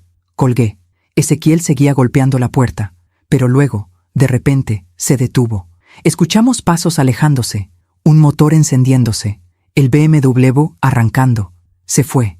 Pero antes de irse, gritó una última cosa. Esto no se acaba así, Elena. Nunca se va a acabar. La policía llegó 5 minutos después. Les dimos la descripción del auto. Les mostramos el video de la cámara de seguridad que Ricardo había instalado la semana pasada. Ahí estaba Ezequiel, golpeando la puerta, gritando, amenazando, todo grabado. Vamos a arrestarlo otra vez, dijo el oficial. Esta es la segunda violación. Esta vez no va a salir bajo fianza. Ezequiel fue arrestado esa tarde, en el restaurante. Otra vez. Esta vez, cuando lo metieron en la patrulla, había fotógrafos, periodistas. La historia había salido en las noticias locales. Dueño de restaurante arrestado por segunda vez por violación de orden de alejamiento. El video se volvió viral. En las redes sociales la gente comentaba, algunos apoyando a Elena, otros defendiendo a Ezequiel. Es solo un hombre enamorado. Ella lo está arruinando por capricho. Típica mujer manipuladora. Elena leía los comentarios y lloraba. ¿Ves, mamá? La gente cree que soy yo la mala. No importa lo que la gente piense. Sí importa. Importa porque ahora todo el mundo sabe mi nombre, mi cara, mi historia. Elena, ¿y si tiene razón? ¿Y si lo estoy arruinando? No lo estás arruinando. Él se arruinó solo. Viernes 23 de marzo, 2 de la tarde. Ricardo nos llamó. Ezequiel está en la cárcel, sin fianza. Va a tener una audiencia el lunes 26 para determinar si queda detenido hasta el juicio. ¿Qué tan probable es que lo detengan? Muy probable. Ya violó la orden 2 veces. Es claramente un peligro. Bien, pero hay algo más. ¿Qué? Su familia se puso en contacto conmigo. ¿Qué familia? Él dijo que no hablaba con su madre. Aparentemente eso cambió. Su madre y 2 hermanos quieren hablar con Elena. ¿Para qué? Dicen que quieren disculparse. Que no sabían lo que Ezequiel estaba haciendo. No, Magali. No, Ricardo. Elena no está lista para eso. Entiendo. Solo quería que supieras. Colgué. Pero no le dije nada a Elena. No todavía. Ella ya tenía suficiente en su mente. Esa noche, Elena y yo nos sentamos en el patio. Hacía frío. El cielo estaba despejado. Las estrellas brillaban. Elena miraba hacia arriba. ¿Crees que papá nos está viendo? Sí, estoy segura. ¿Crees que está orgulloso de mí? Estoy segura de que sí. Aunque cometí el error de casarme con Ezequiel, eso no fue un error, fue una experiencia, y aprendiste de ella. Sí, aprendí que soy una idiota. No eres una idiota. Entonces, ¿qué soy? Eres una sobreviviente. Elena se quedó callada durante mucho tiempo. Luego dijo, «Mamá, la doctora Ruiz me dijo algo hoy». ¿Qué te dijo? Me dijo que lo que Ezequiel me hizo tiene un nombre. Se llama violencia psicológica, y que es tan real como la violencia física. Tiene razón. Me dijo que mi cerebro está dañado, que va a tomar tiempo curarlo. Pero se va a curar. ¿Cómo lo sabes? Porque te conozco, y sé que eres más fuerte de lo que crees. Elena empezó a llorar. No me siento fuerte, pero lo eres, porque seguiste adelante, porque saliste, porque dijiste, no más. Solo pude hacerlo porque tú estabas ahí. Siempre voy a estar aquí. Nos quedamos sentadas ahí durante horas, bajo las estrellas, en silencio. Solo nosotras 2, madre e hija, sobreviviendo. Sábado 24 de marzo, 8 de la mañana. Elena se despertó con una idea. Mamá, quiero volver a trabajar. ¿Trabajar? Sí, como diseñadora. Quiero abrir mi estudio otra vez. Elena, eso es maravilloso. Pero no sé si pueda. No tengo dinero. No tengo clientes. No tengo nada. Tienes talento. Y eso es lo único que necesitas. ¿Crees que la gente me contrate después de todo este escándalo? La gente que vale la pena, sí. Elena sonrió. Por primera vez en semanas, una sonrisa real. Entonces voy a intentarlo. Ese día, Elena pasó horas en la computadora, buscando sus viejos proyectos, sus viejos contactos, reconstruyendo su portafolio. Yo la observaba desde la puerta de su cuarto, concentrada, enfocada, viva. Y por primera vez desde que todo esto comenzó, sentí esperanza. Esperanza de que Elena iba a estar bien. Esperanza de que íbamos a salir de esto. Esperanza de que el peor momento ya había pasado. Pero estaba equivocada. Porque el lunes 26 de marzo, todo cambió otra vez. Y esta vez de una forma que nunca imaginé. Lunes 26 de marzo, 9 de la mañana. Ricardo nos llamó. Hay un problema. ¿Qué pasó? Ezequiel salió. ¿Qué? ¿Cómo? Su abogado argumentó que las 2 violaciones fueron malentendidos, que él solo quería hablar con su esposa, que no representaba un peligro real. ¿Y el juez le creyó? El juez decidió que con una tobillera electrónica era suficiente. Ezequiel puede salir, pero tiene que mantenerse a 500 metros de Elena. Si se acerca, la tobillera envía una alerta a la policía. Eso no es suficiente. Lo sé, pero es lo que hay. Colgué. Elena me miraba con terror. Mamá, él va a venir. No puede. Tiene la tobillera. No le va a importar. Va a encontrar una forma. Elena, lo conozco, mamá. Va a venir. Y tenía razón, porque esa noche, a las 11, recibí un mensaje de un número desconocido. El mensaje decía, dile a Elena que mire por la ventana. Corrí hacia la habitación de Elena. Ella estaba dormida. Fui hacia la ventana y miré afuera. Ahí, al otro lado de la calle, había un auto. No el BMW negro, otro auto. Y adentro, una figura, mirando hacia nuestra casa. No podía ver el rostro, pero sabía quién era. Llamé a la policía. Hay alguien afuera de mi casa. Creo que es Ezequiel Mendoza. Se supone que tiene una tobillera electrónica. Revisamos el sistema. Él está en su casa. La tobillera no ha enviado ninguna alerta. Pero está aquí. Lo estoy viendo. Señora, si la tobillera dice que está en su casa, entonces está en su casa. Tal vez es otra persona. No es otra persona. Es él. Pero cuando volví a mirar por la ventana, el auto ya no estaba. Se había ido, como un fantasma. Y supe que esto estaba lejos de terminar. Aún me pregunto si hice lo correcto. ¿Y tú? ¿Qué habrías hecho en mi lugar? Martes 27 de marzo, 4 de la mañana. No pude dormir. Me quedé sentada en la sala toda la noche, con las luces apagadas, mirando por las ventanas, esperando ver ese auto otra vez, esperando ver a Ezequiel. Pero no apareció. Solo silencio, solo oscuridad. Y eso era peor, porque cuando no lo ves, pero sabes que está ahí, el miedo se vuelve algo que vive dentro de ti, que respira contigo, que no te deja descansar. A las 6 de la mañana, Elena salió de su cuarto. Tenía ojeras profundas, el cabello despeinado, llevaba puesta una de mis batas viejas. ¿Dormiste algo?, le pregunté. No, se sentó a mi lado en el sofá. Mamá, esto no puede seguir así. Lo sé. Él va a seguir viniendo, una y otra vez. No importa cuántas veces lo arresten, no importa cuántas órdenes de alejamiento tenga. Va a seguir viniendo. Entonces lo vamos a detener. ¿Cómo? No lo sé todavía, pero vamos a encontrar una forma. Elena se quedó callada durante mucho tiempo. Luego dijo, Mamá, necesito contarte algo. ¿Qué pasa? Ayer, cuando estaba trabajando en mi portafolio, encontré algo. ¿Qué encontraste? Se levantó y fue a su cuarto. Volvió con su laptop. La abrió y me mostró la pantalla. Era un correo electrónico, de Ezequiel, para ella, fechado hace un año, noviembre del año pasado. El asunto decía, contrato de trabajo, confidencial. Elena abrió el correo. Había un documento adjunto, un contrato, el contrato que supuestamente ella había firmado. ¿Lo leíste?, le pregunté. Sí, anoche. ¿Y mamá? Es peor de lo que pensábamos. Leí el contrato.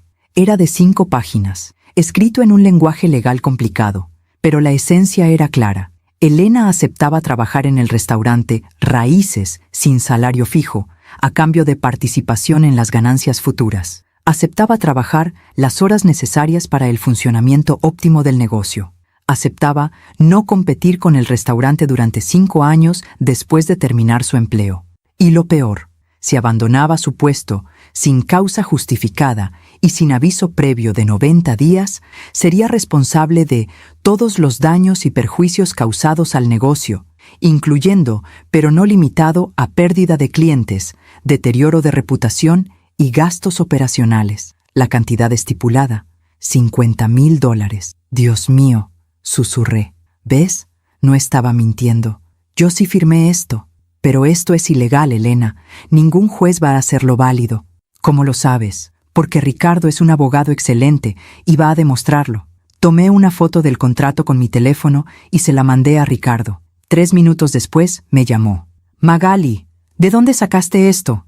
Elena lo encontró en sus correos. Esto es oro. Esto es exactamente lo que necesitábamos. ¿Por qué?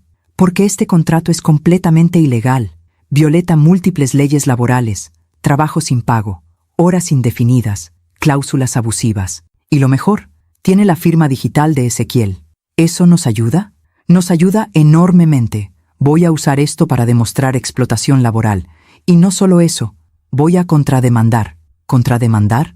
Sí, por los 8 meses que Elena trabajó sin pago, a razón de 12 horas diarias, 7 días a la semana, con el salario mínimo más horas extras. Estamos hablando de más de $100,000 que Ezequiel le debe a Elena. Sentí que algo se encendía dentro de mí. Esperanza. Por primera vez en semanas. Esperanza real. Ese día, Ricardo preparó la contrademanda. La presentamos el miércoles 28 de marzo. Ezequiel recibió la notificación el jueves 29. Y ese mismo día, a las 6 de la tarde, recibí una llamada. No era de Ezequiel, era de su madre. ¿Señora Magali Pisano? Sí. Me llamo Guadalupe Mendoza. Soy la madre de Ezequiel. Me quedé callada. Sé que este es un momento difícil, pero necesito hablar con usted y con Elena. No creo que sea buena idea. Por favor, solo déjeme explicar. Algo en su voz me hizo dudar. Sonaba cansada, rota. ¿De qué quiere hablar? De mi hijo, de lo que le hizo a Elena y de lo que voy a hacer al respecto. Guadalupe Mendoza llegó a mi casa el viernes 30 de marzo, a las 11 de la mañana. Era una mujer de 64 años, pequeña, delgada, con el cabello blanco recogido en un chongo. Vestía de negro, como si estuviera de luto. Tal vez lo estaba. Se sentó en la sala con nosotras. Elena no quería estar ahí, pero le pedí que se quedara. «Necesitas escuchar esto», le dije. Guadalupe miró a Elena durante mucho tiempo antes de hablar. Luego, con voz temblorosa, dijo: «Yo sé lo que mi hijo te hizo, y vine a pedirte perdón». Elena no respondió. Sé que un perdón no es suficiente. Sé que nada de lo que yo diga va a borrar el daño, pero necesito que sepas que yo no lo crié así. «Entonces, ¿por qué es así?», preguntó Elena. Guadalupe bajó la vista. «Por su padre. El padre de Ezequiel era un hombre violento, un hombre controlador. Me golpeaba, me humillaba, me quitó todo, mi trabajo, mis amigos, mi dignidad». Hizo una pausa, y Ezequiel lo vio. Durante 15 años, vio cómo su padre me trataba, y cuando su padre murió, pensé que todo iba a cambiar. Pensé que Ezequiel iba a ser diferente. Pero no lo fue, dije. No, se convirtió en su padre, y yo no quise verlo, no quise aceptarlo, hasta ahora. Elena empezó a llorar en silencio. «¿Por qué vine a decirte esto?», continuó Guadalupe. «Porque quiero que sepas que no estás sola, que yo pasé por lo mismo, y que sé lo difícil que es salir». «¿Usted salió?», preguntó Elena. «Sí, pero demasiado tarde, después de que mi esposo murió, y perdí 20 años de mi vida. No quiero que tú pierdas los tuyos». Se levantó y sacó un sobre de su bolsa. Me lo dio. «¿Qué es esto?». «Es una carta, escrita por mí, declarando que fui testigo del comportamiento abusivo de mi esposo y que veo el mismo patrón en mi hijo. Puede usarla en la corte si la necesita». Abrí el sobre. La carta estaba ahí, firmada, notariada. «Además», continuó Guadalupe, «vine a decirle que no voy a apoyar a Ezequiel en esta demanda. No voy a pagarle abogados, no voy a defenderlo, porque lo que le hizo a Elena está mal y necesita enfrentar las consecuencias». Elena la miró con ojos llenos de lágrimas. «¿Por qué hace esto? Porque yo no pude salvarte a ti, pero tal vez puedo evitar que le haga esto a alguien más». Guadalupe se levantó para irse, pero antes de salir, miró a Elena una última vez. «Tú eres fuerte, más fuerte que yo. No dejes que mi hijo te robe esa fuerza». Y se fue. Esa noche, Elena y yo nos quedamos sentadas en la sala, en silencio. La carta de Guadalupe estaba sobre la mesa de centro. «¿Crees que sea real?», preguntó Elena. «Sí, creo que sí». «¿Y crees que Ezequiel sepa que vino?». «Probablemente no, y probablemente se va a enojar mucho cuando se entere». «Bien». Elena tomó la carta y la leyó otra vez. «Mamá, ¿crees que yo voy a terminar como ella? ¿Sola? ¿Arrepentida de haber perdido tanto tiempo?». «No». «¿Cómo lo sabes?». «Porque tú saliste a tiempo, porque no perdiste 20 años». Solo perdiste 8 meses, y esos 8 meses te enseñaron algo que muchas personas nunca aprenden. ¿Qué? Que tú vales más de lo que cualquier persona te puede hacer creer que vales. Elena cerró los ojos. «Gracias, mamá». «De nada, mi amor». Sábado 31 de marzo, 10 de la mañana. Ricardo llegó a la casa con noticias. Ezequiel retiró la demanda. ¿Qué? Su abogado llamó esta mañana. Dijeron que después de revisar la evidencia, decidieron que no era viable continuar con el caso. ¿Por qué? Porque saben que van a perder. Y no solo eso, saben que con la contrademanda, Ezequiel va a terminar debiendo mucho más de lo que Elena supuestamente le debe a él. Entonces, ¿se acabó? Esta parte sí, pero todavía queda el divorcio y el caso criminal por las violaciones de la orden de alejamiento. ¿Cuánto tiempo va a tomar? El divorcio, unos 6 meses. El caso criminal, depende, pero con las 2 violaciones documentadas, es muy probable que Ezequiel termine con tiempo en prisión. Elena estaba sentada en el sofá, escuchando en silencio. «¿Cuánto tiempo en prisión?», preguntó. «Probablemente de 6 meses a 1 año». «¿Y después?». «Después queda libre, con antecedentes, con una orden de alejamiento permanente, pero libre». Elena se quedó callada. Yo sabía lo que estaba pensando, que Ezequiel iba a volver, que esto nunca iba a terminar. Pero entonces algo cambió. Algo en los ojos de Elena. Se puso de pie. Necesito hacer algo. ¿Qué? Preguntó Ricardo. Necesito hablar, públicamente, sobre lo que pasó. Elena. No, mamá. Necesito hacerlo, porque si yo no hablo, Ezequiel va a seguir controlando la narrativa. Va a seguir diciendo que soy yo la mala, que lo abandoné sin razón, que lo estoy arruinando. ¿Estás segura? Sí, estoy segura. Ricardo asintió. Hay una periodista que me contactó hace unos días. Se llama Andrea Soto. Trabaja para un periódico local. Quiere hacer una entrevista sobre violencia psicológica en relaciones. Quiero hablar con ella, dijo Elena. La entrevista se publicó el domingo 1 de abril. Primera página, con una fotografía de Elena, mirando directamente a la cámara. El titular decía: Yo sobreviví. La historia de una mujer que escapó del abuso psicológico. En la entrevista, Elena contó todo. El aislamiento, el control, el trabajo forzado, las humillaciones, la noche en la cocina y el proceso de recuperación. No mencionó el nombre de Ezequiel, por consejo legal, pero todos sabían de quién estaba hablando. El artículo se volvió viral. En 24 horas tenía más de 1 millón de vistas. Las redes sociales explotaron, pero esta vez la mayoría de los comentarios eran de apoyo. Gracias por hablar. Esto me pasó a mí también. Eres muy valiente. No estás sola. Elena leía los comentarios y lloraba, pero esta vez no de tristeza, de alivio, porque finalmente alguien la creía. Lunes 2 de abril, 8 de la mañana. Recibí una llamada de Ricardo. Magalí, necesito que vengas a mi oficina. Ahora. ¿Qué pasó? Es sobre Ezequiel. ¿Qué hizo ahora? Nada. Eso es el problema. Llegué a la oficina de Ricardo 30 minutos después. Elena venía conmigo. Ricardo estaba sentado en su escritorio, con una expresión que nunca le había visto. Preocupación. Verdadera preocupación. Ezequiel desapareció. ¿Qué? Su tobillera electrónica dejó de funcionar anoche a las 11. La policía fue a su casa. No estaba ahí. Su auto no está. Su teléfono está apagado. ¿Qué significa eso? Significa que violó los términos de su liberación y que hay una orden de arresto contra él. Bien, que lo arresten. Magali, no entiendes. Si Ezequiel huyó, significa que ya no le importan las consecuencias legales, y eso lo hace impredecible, peligroso. Elena se puso pálida. Va a venir por mí. No lo sabemos. Sí lo sabemos. Va a venir. Y esta vez no va a detenerse. Ricardo tomó su teléfono. Voy a hablar con la policía. Voy a pedir que pongan vigilancia en tu casa. Y si no es suficiente, entonces vamos a tomar otras medidas. Esa noche había 2 patrullas estacionadas afuera de mi casa. Una al frente, otra atrás. Elena y yo nos quedamos adentro, con todas las luces encendidas, con todas las puertas cerradas con llave, esperando. Pero Ezequiel no apareció. Ni esa noche, ni la siguiente, ni la siguiente. Era como si se hubiera evaporado. Y eso era lo más aterrador de todo. Porque cuando un hombre como Ezequiel desaparece, solo puede significar una cosa. Está planeando algo. Viernes 6 de abril, 11 de la noche. Elena y yo estábamos viendo una película en la sala cuando escuchamos un ruido afuera. Un golpe, como si algo hubiera caído, o alguien. Miré por la ventana. Las patrullas seguían ahí, pero no vi nada raro. Probablemente fue un gato, le dije a Elena, pero ella no me estaba escuchando. Estaba mirando su teléfono, con la cara completamente pálida. ¿Qué pasa?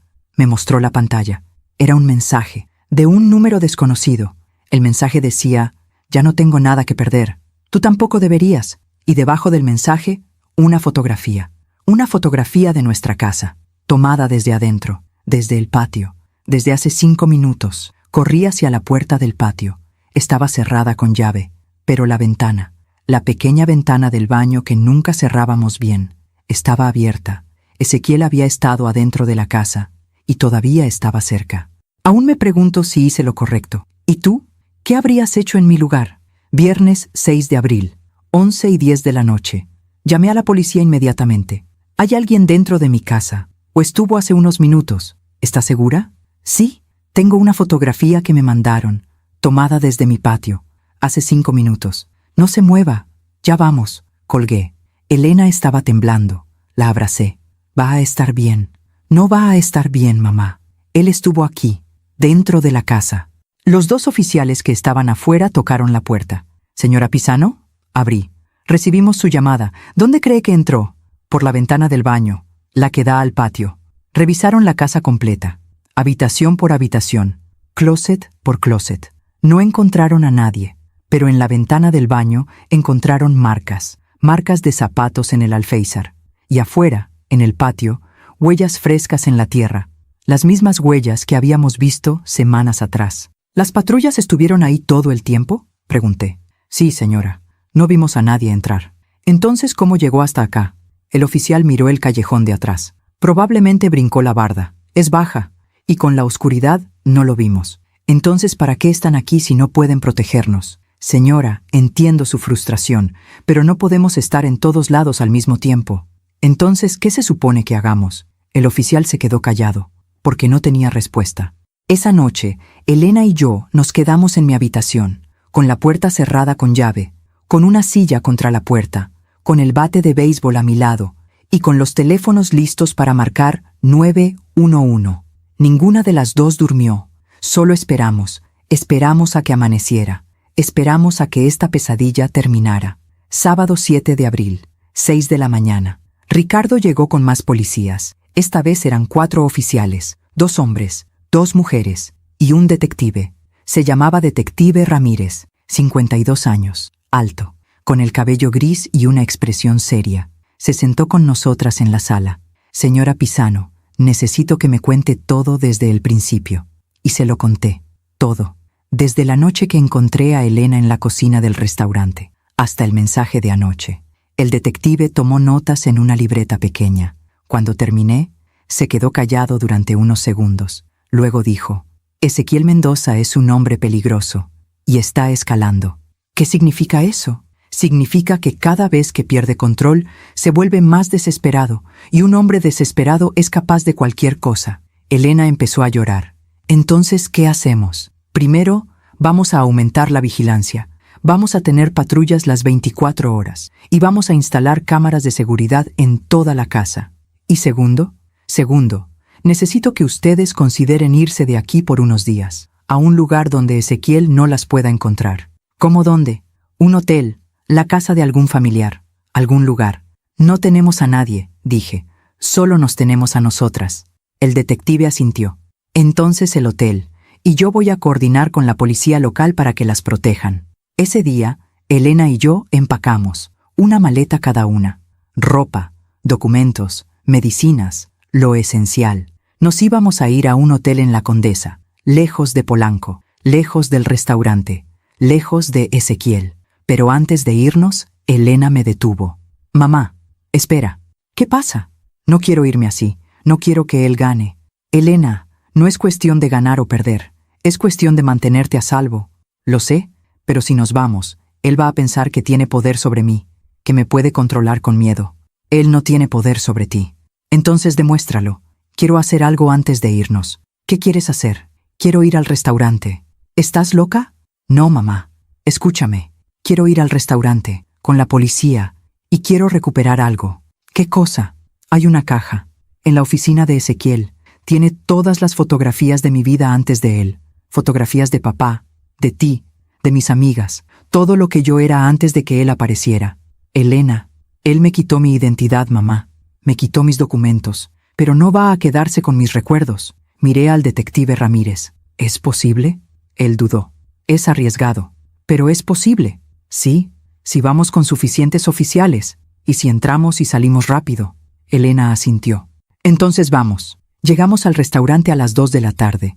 Había 6 patrullas afuera, 12 oficiales, el detective Ramírez, Ricardo y nosotras. El restaurante estaba cerrado, abandonado. Las ventanas tenían polvo, las cortinas estaban cerradas. Un letrero en la puerta decía, cerrado temporalmente, pero sabíamos que era permanente. Sin Elena, sin empleados, sin clientes, el restaurante había colapsado.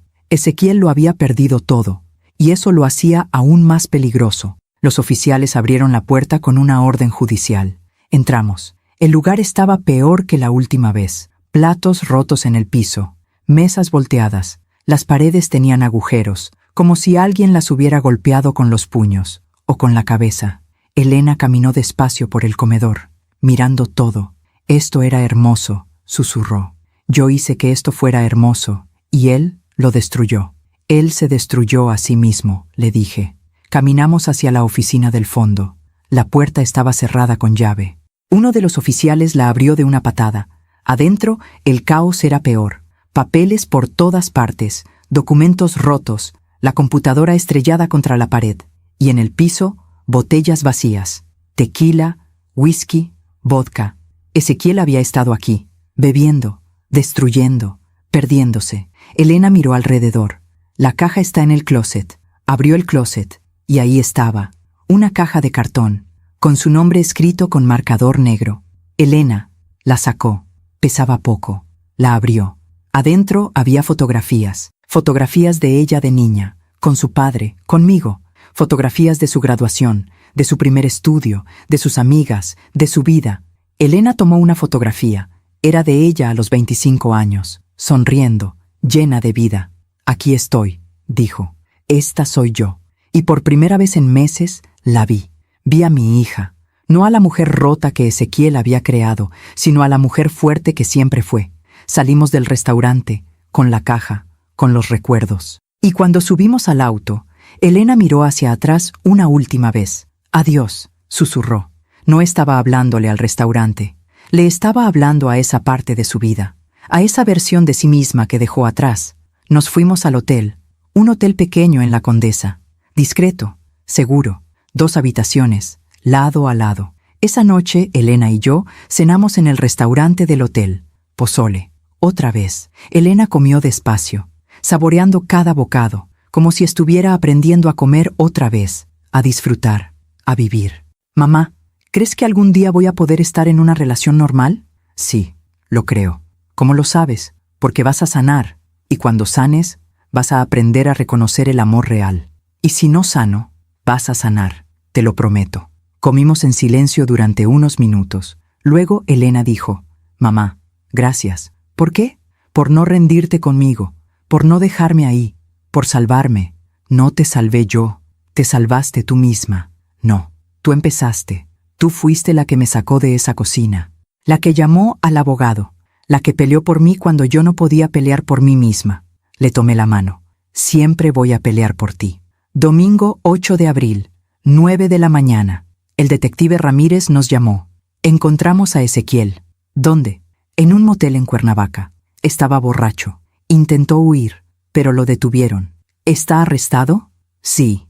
Y esta vez no va a salir. Violó los términos de su liberación. Violó la orden de alejamiento múltiples veces. Tiene cargos por acoso, allanamiento, amenazas. ¿Cuánto tiempo va a estar preso? El juez va a decidir, pero con todo lo que tiene en su contra, probablemente de 1 a 3 años. Sentí que un peso enorme se levantaba de mis hombros. Y después va a tener libertad condicional, con orden de alejamiento permanente. Si se acerca a Elena otra vez, vuelve a prisión automáticamente. Gracias, detective. No me agradezca a mí. Agradézcanle a Elena, por hablar, por denunciar, por no quedarse callada. Le conté a Elena. Ella se quedó callada durante mucho tiempo. Luego empezó a llorar, pero no de tristeza, de alivio. ¿Ya terminó?, preguntó. Sí, mi amor, ya terminó. ¿Estás segura? Sí. Nos abrazamos y lloramos juntas, porque finalmente, después de meses de miedo, de dolor, de lucha, había terminado. Lunes 9 de abril. Volvimos a casa. La policía había instalado cámaras de seguridad, nuevas cerraduras, barras en las ventanas. La casa parecía una fortaleza. Pero ya no la necesitábamos, porque Ezequiel estaba encerrado, y nosotras éramos libres. Esa semana, Elena empezó a trabajar otra vez. Consiguió su primer cliente, un café pequeño que necesitaba diseño de menú. No pagaba mucho, pero era un comienzo, y Elena trabajaba con una pasión que no había visto en años, concentrada, feliz, viva. Yo la observaba desde la puerta de su cuarto, y sonreía, porque mi hija había regresado. 2 meses después, junio. Elena estaba trabajando en su laptop en el patio cuando recibió un correo. Lo abrió. Era de la periodista Andrea Soto. El correo decía, Elena, gracias por compartir tu historia. Desde que se publicó, hemos recibido más de 500 cartas de mujeres contando historias similares. Tu valentía inspiró a muchas a hablar, a denunciar, a salir. Eres un ejemplo de fuerza y esperanza. Gracias. Elena leyó el correo 3 veces. Luego me lo mostró. Mamá, ¿ves esto? Sí, 500 mujeres. 500 vidas que tocaste. No hice nada especial. Hiciste lo más difícil del mundo. Hablaste. Y eso cambió todo. Elena sonrió. Una sonrisa completa. Real. Hermosa. Entonces valió la pena. 3 meses después, septiembre, el juicio de Ezequiel. Elena testificó, frente al juez, frente a los abogados, frente a Ezequiel. Contó todo, con voz firme, con la cabeza en alto, sin llorar, sin temblar. Ezequiel la miraba desde el otro lado de la sala, pero ya no con odio, sino con algo peor. Vacío, como si finalmente hubiera entendido lo que había perdido. No solo a Elena, sino su restaurante, su reputación, su libertad, su vida. Y eso, ese vacío en sus ojos, fue la verdadera justicia, porque no fue Elena quien lo destruyó, fue él mismo. El juez dictó sentencia: 2 años de prisión, 3 años de libertad condicional, orden de alejamiento permanente y una obligación de pagar $120,000 a Elena por salarios no pagados. Ezequiel no dijo nada, solo bajó la cabeza, como si finalmente hubiera aceptado la derrota. Afuera del juzgado, Elena respiró profundo. ¿Cómo te sientes?, le pregunté. Aliviada, triste, enojada, feliz, todo al mismo tiempo. Es normal. Mamá, ¿crees que él va a cambiar? No lo sé. Tal vez no. Pero eso ya no es tu problema. Tienes razón. Caminamos hacia el auto, y antes de subir, Elena miró hacia atrás, hacia el juzgado, hacia esa parte de su vida que finalmente estaba cerrando. Adiós, Ezequiel, susurró. Y esta vez fue de verdad. 1 año después, abril del año siguiente, Elena tenía su propio estudio otra vez, con 5 clientes, con un equipo pequeño, con su nombre en la puerta. Elena Pisano, diseño gráfico. No Elena de Mendoza, no Elena Montiel, solo Elena, ella misma. Y Ezequiel. Ezequiel cumplió su condena en una prisión federal. Salió 2 años después, pero ya no era el mismo hombre. El restaurante había cerrado definitivamente, vendido por pérdidas. Su reputación estaba arruinada. No conseguía trabajo, no tenía amigos. Su propia madre había cortado contacto con él. Vivía solo, en un departamento pequeño, con lo mínimo. Y cada día, cuando se miraba al espejo, veía lo que había perdido. No por culpa de Elena, no por culpa de Magali, sino por sus propias decisiones, por su propia crueldad. La vida le había cobrado su deuda, naturalmente, como siempre lo hace. Aún me pregunto si hice lo correcto. ¿Y tú? ¿Qué habrías hecho en mi lugar? 3 años después, abril. Magali Pisano, 61 años. Elena Pisano, 36 años. Estoy sentada en el patio de mi casa, regando los geranios. Son las 6 de la tarde. El sol está bajando. El cielo se pinta de naranja y rosa. Elena llega en su auto, un auto que compró con su propio dinero, con su propio trabajo. Trae una bolsa de pan dulce y 2 cafés. Se sienta a mi lado. Hola, mamá. Hola, mi amor. Bebemos café en silencio, como lo hemos hecho cada domingo durante los últimos 3 años. ¿Cómo estuvo tu semana?, le pregunto. Bien, cerré un contrato grande, una cadena de restaurantes. Sonrío. ¿Restaurantes? ¡Qué irónico! Lo sé, pero ya no me afecta, ya no tengo miedo. Me alegra escucharlo. Elena se ve diferente ahora. Tiene el cabello más largo, brillante, saludable. Subió de peso, se ve fuerte, radiante. Sus ojos tienen luz otra vez. Y cuando sonríe, es una sonrisa real, no forzada, no rota, real. Mamá, ¿sabes qué día es hoy? Sí, 3 años desde el juicio. 3 años desde que mi vida cambió. Cambió hace mucho más que 3 años, mi amor. Tienes razón. Cambió la noche que fuiste a ese restaurante.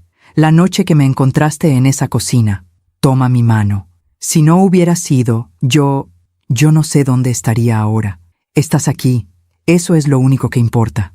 Nos quedamos en silencio durante unos minutos. Luego Elena dice, ¿sabes? La semana pasada recibí un mensaje de una mujer que leyó mi historia. ¿Sí? Me contó que lleva 5 años en una relación abusiva, que su esposo la controla, la aísla, la humilla, igual que Ezequiel. ¿Y qué le dijiste? Le dije que no está sola, que hay salida, que yo soy la prueba, y le di el número de la doctora Ruiz. Hiciste bien. Mamá,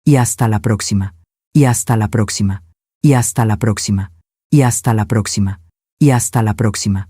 Y hasta la próxima.